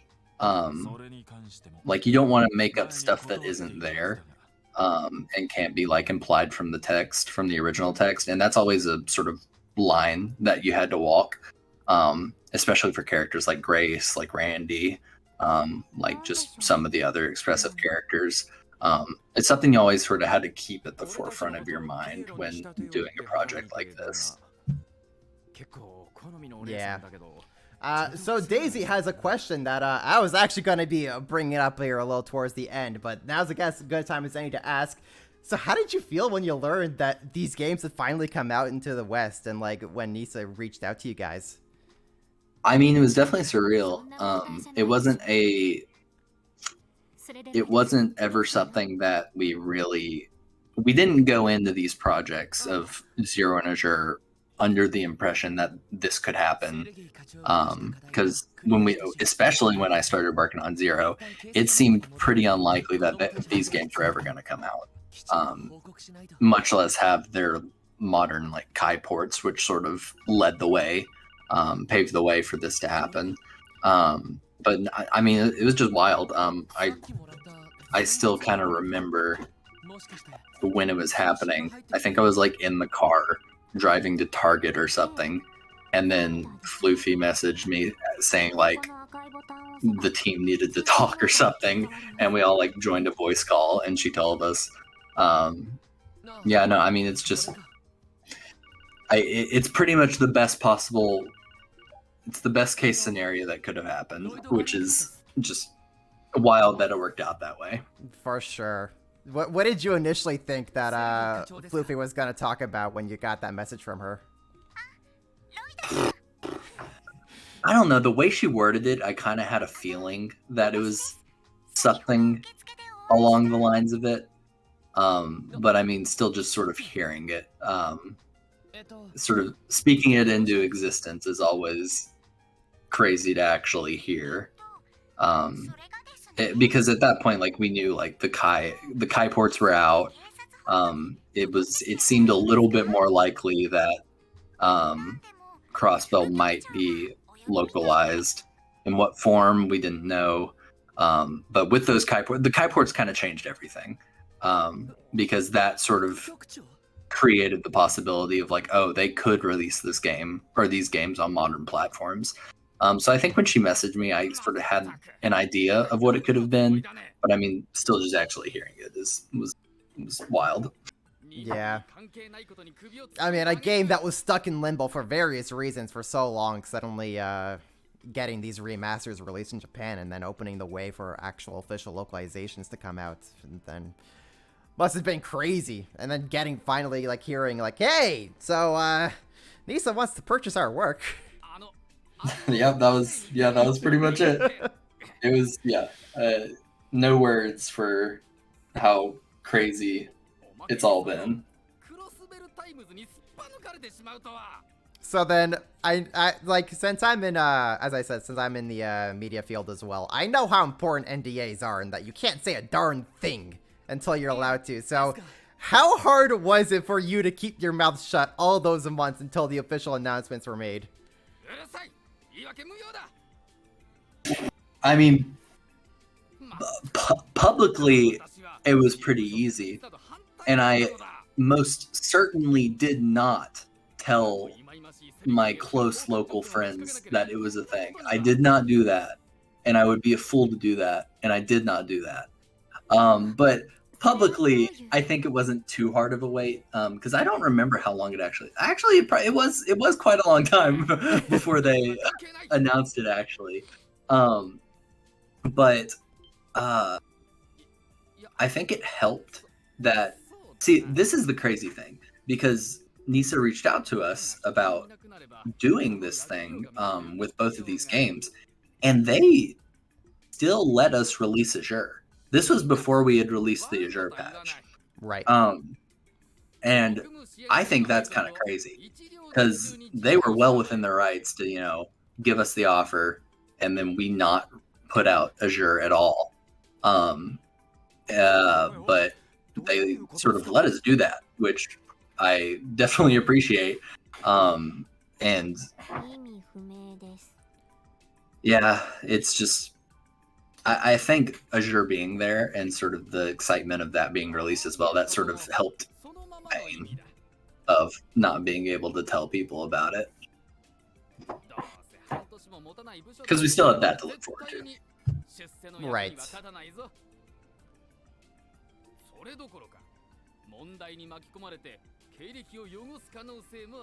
Pierre sucks. Good old Pierre. So that also, I guess that now stirs a question I want to ask. So with characters that are just, I guess I could say piles of garbage like Pierre, how is it like writing dialogue for them? Like, did you just really just like lay into how much of a trash bin they are? Oh yeah, I think those are almost more fun to write. Because I mean, it's not every day that you get to write someone who's just miserable to speak to. So I don't know, especially Pierre, because he's so up on his high horse, but he just like does nothing. So those kind of characters are definitely fun to write, because I'd put Pierre in sort of the same grouping as like some of the just like mafia thugs and stuff like that, because I mean they're all just kind of jokes more or less. Right. They're just sort of obstacles there. But yeah, no, those characters are definitely more fun,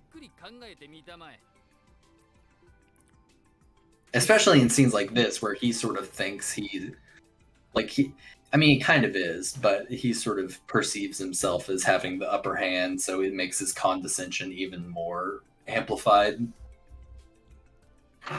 Right. Because this is before the SSS has really established themselves and established their credibility.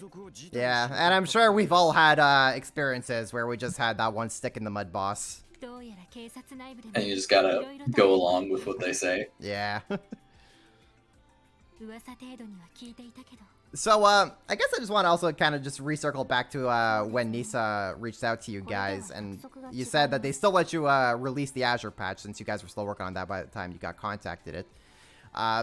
Do you have any ideas maybe why they let you still continue with Azure? If they may have given any reason themselves, or if you can speculate. I mean, I can't 100% say what was going through their heads at the time, but I would imagine that they realized the sort of reality of the situation, and that if they made a stop, it would be a very clear indication that what they were doing and what was happening. And I think it was more just like a gesture of goodwill. Because we eventually announced that we were sort of they were going to use our translation as a basis. I think that did a lot to excite people in the community about them. So I think it probably would have lessened the impact and excitement around that announcement if they shut down Azure. Right, compared to if they just suddenly, in the middle of your guys' work, you just say, okay guys, we're stopping our work on Azure and we cannot elaborate why at this time. Yeah, that would have definitely set some fires off. Yeah, for sure.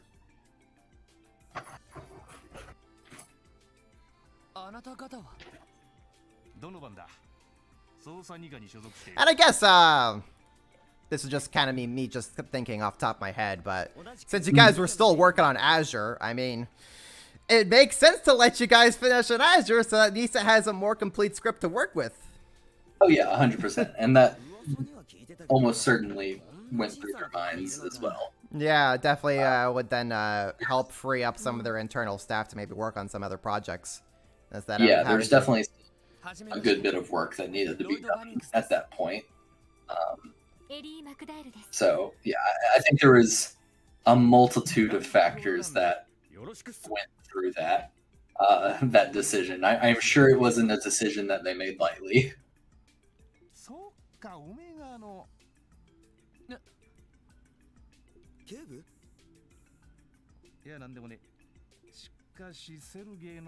Yeah, it's so nice having these just random NPC dialogue. Yeah. Voice dialogue. It's nice, even for just like characters that you may only hear like once. Mm-hmm. Oh, speaking of NPCs, I want to ask you, who's your favorite NPC in Crossbell? Let me think. So I think it's probably a toss-up between the guy that really likes trains, and like I think he chills out on Station Street, and he's like obsessed with trains. That one's really good, and I also really like the guy who hands out balloons next to the Orbital store. Yep, Balloon Man. Balloon Man's really good. I think his name is it starts with an H, I think. But I like both of them for their just out there concepts. Right. I don't remember the train guy, so as I do my own playthrough, I'm gonna have to check out Station Street now and find who the train man is. But Balloon Man is also one of my favorites, along with Mimi. Mimi is so freaking adorable. Mimi's great. Mandatory to always talk to Mimi, and especially since she's just right outside the SSS building. Yeah, that helps. But yeah, no, there's just this guy that talks about trains, and he's obsessed with trains. And he's like, I wrote a book about yeah.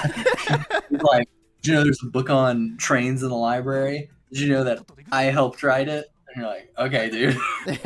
That's amazing. He's just very obsessive. So then, was there ever an instance where when you were editing all this NPC dialogue that may have been like really plain and boring, did you ever decide to then like kind of inject a little bit more personality into them? Like, was the train guy maybe not such a train enthusiast that then you and the team decided to spice up a little bit?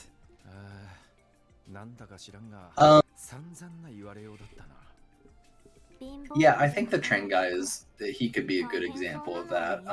Just because, like, because of course you don't have portraits to go on when you're sort of reading this text about these NPCs, so you don't know their facial expressions and stuff when they're actually saying it. But I think a lot of the time you can sort of read between the lines and sort of realize, like, oh, this person is obsessive about trains. So, I mean, you can lean into that and help sort of bring that out and bring some more distinction to the NPCs. Not by making them caricature, but by sort of bringing out what is there between the lines. And yeah, I'd say the train guy's a good example of that. Right. So was there then ever a time where maybe someone else like Arvin might have gone a little too far in crossing that line that you then, as you were doing your overall supervision on everything, had to tell him to like, hey, just like lean back on this, you may... Or was there ever a time where you may have gone a little too far and someone else was just like, hey, I think it'd probably be better if you leaned back on really exaggerating this dialogue? Yeah, I think one thing that I was probably called out a little bit on is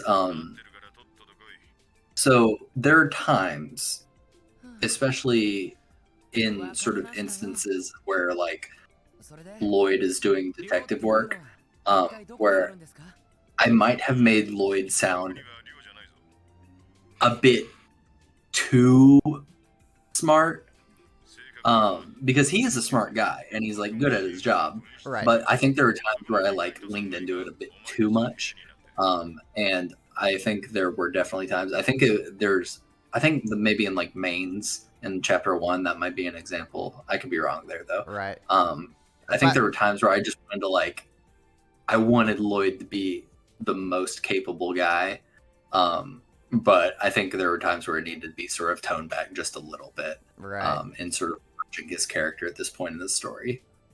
By the way, special support section annex it is. Let's go! Let's go! This is a big win for me. Yeah, I love that. I'm so happy. Nice.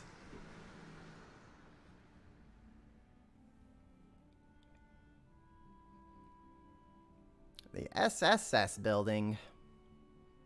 ここはあの雑居ビルじゃないか。なんだ、ずいぶんボロい建物だな。あっちのデパートと比べると It's iconic. 見えるっていうか。Yeah, it's a nice little cozy place. It is very cozy. And it's especially cool getting to see this building in 3D in the later games. Yeah, that is a good moment in Cold Steel 3. I played that far. I beat Chapter 2 and I was just like, oh, this is That's great. it. That's it. Game is peaked. It only goes down from there. I don't think I got past Chapter 3. You got through the crossbow chapter. That's all that counts. I got what I came there for.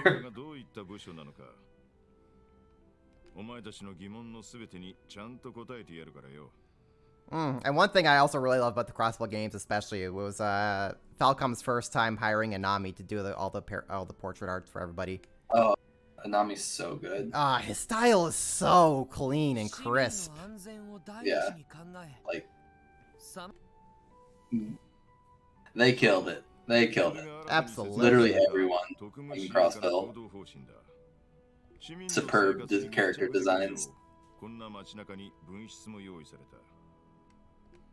Annex, let's go. Yeah! Special support Annex! Hashtag SSS Annex.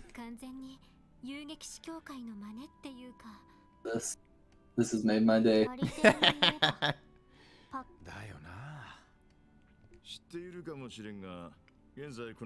I'm glad that the hill you established has come out triumphant. I know. You may not have been able to get CSPD, but you got NX at least. So we take those W's. I take it. I will take it. Hello, Mr. JRPG. Welcome to the stream.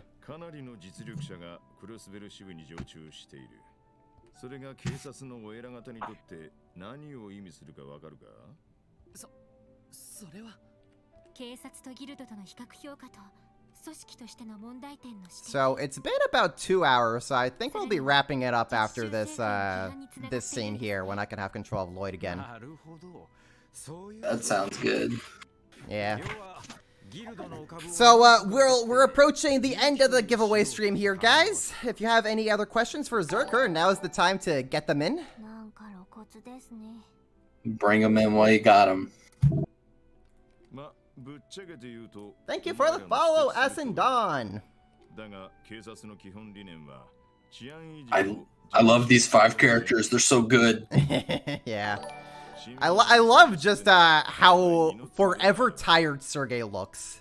Like, the man has just been going through so much. He's ready for retirement at this point. Yeah, he's been through the ringer. And welcome, Geoblood. Thank you for the follow.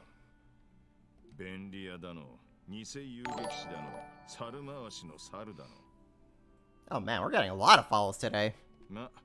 Nice. Well, thank you for the follow, Shed Lan. Oh, that's one thing that I love how Lloyd's voice actor just excels at, just the... Yeah. So was that like kind of in the spreadsheets? Was that just kind of gibberish, or was that also just dot? It's just dot. dot. Oh. But the voice actor probably just had fun with it, just like, okay, Lloyd.exe has stopped responding. Yeah, that's a good description of what he just did.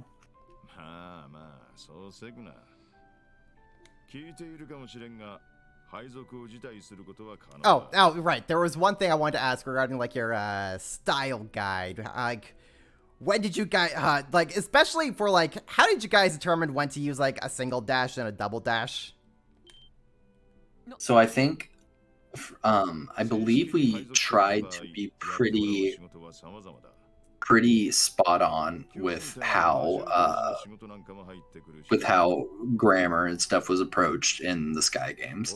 I think we aimed to be as consistent with that as possible. So pretty much how you see it done in Sky, that was what we wanted, because especially in sort of this period of time, we wanted it to be as natural a transition from the superb Sky localizations to Crossbell as humanly possible. And the sort of the style guide and just way of writing, that was a part of it. A very intentional choice on our part to sort of bridge the gap there.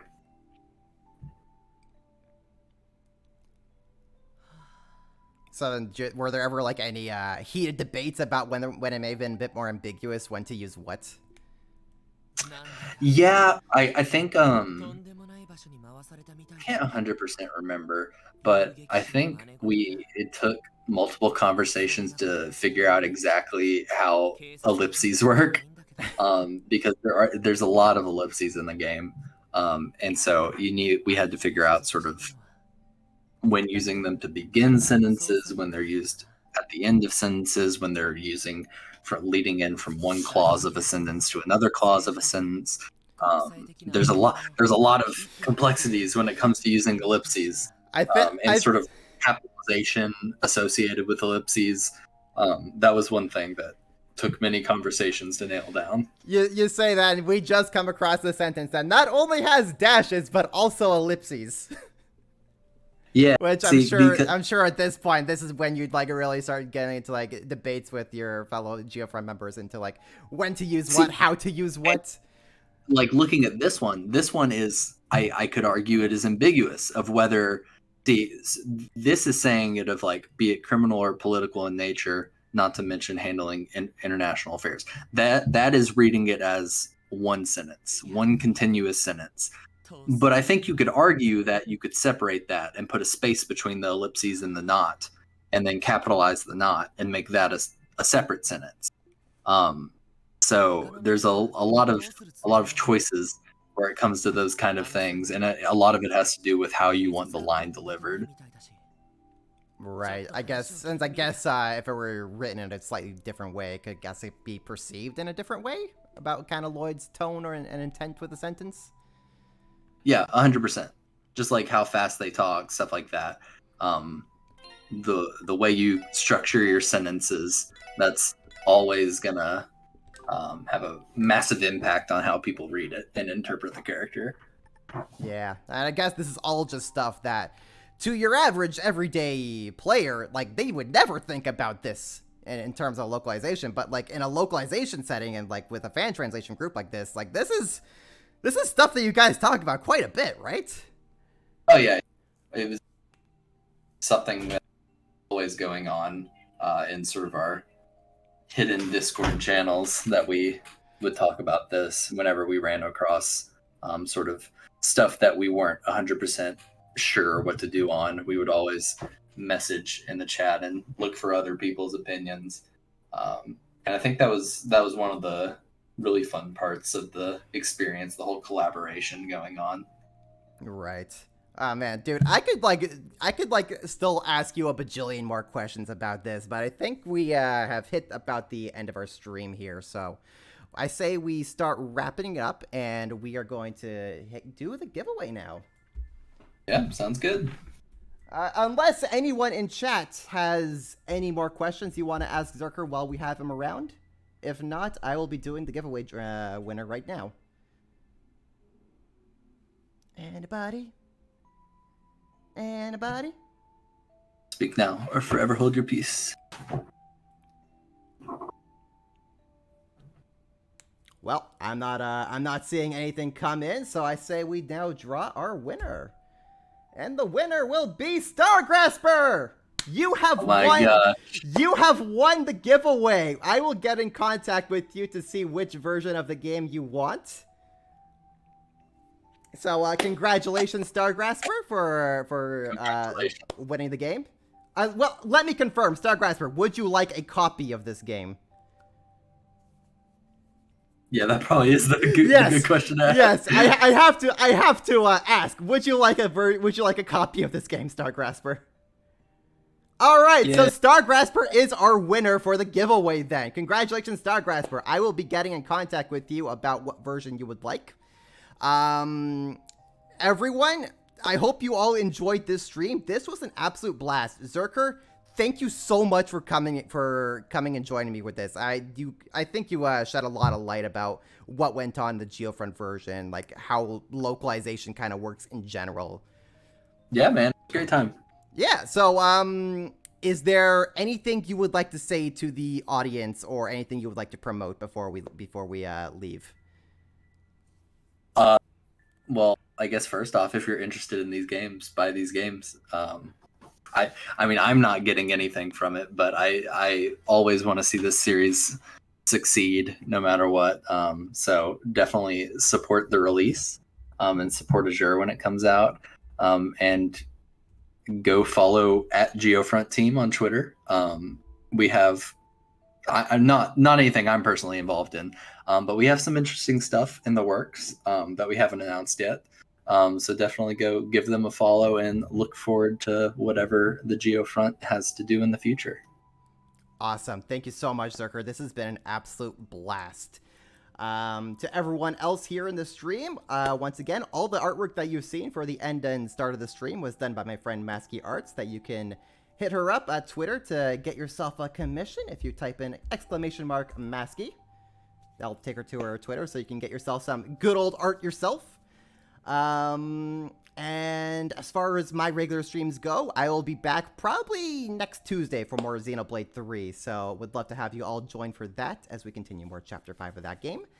And with that being said, that is going to be the end of our stream. And I say we raid my friend Neomatter, who is also currently going through Zero right now for the official release. So we're gonna go drop in, say hi. He's a super swell guy. He loves this series to death. So let's go show him some love, and that will take care of it for tonight, guys. Thank you so much for coming out. I hope that you all had a blast. And have yourselves a good remainder of the week, everybody. Take care. See ya.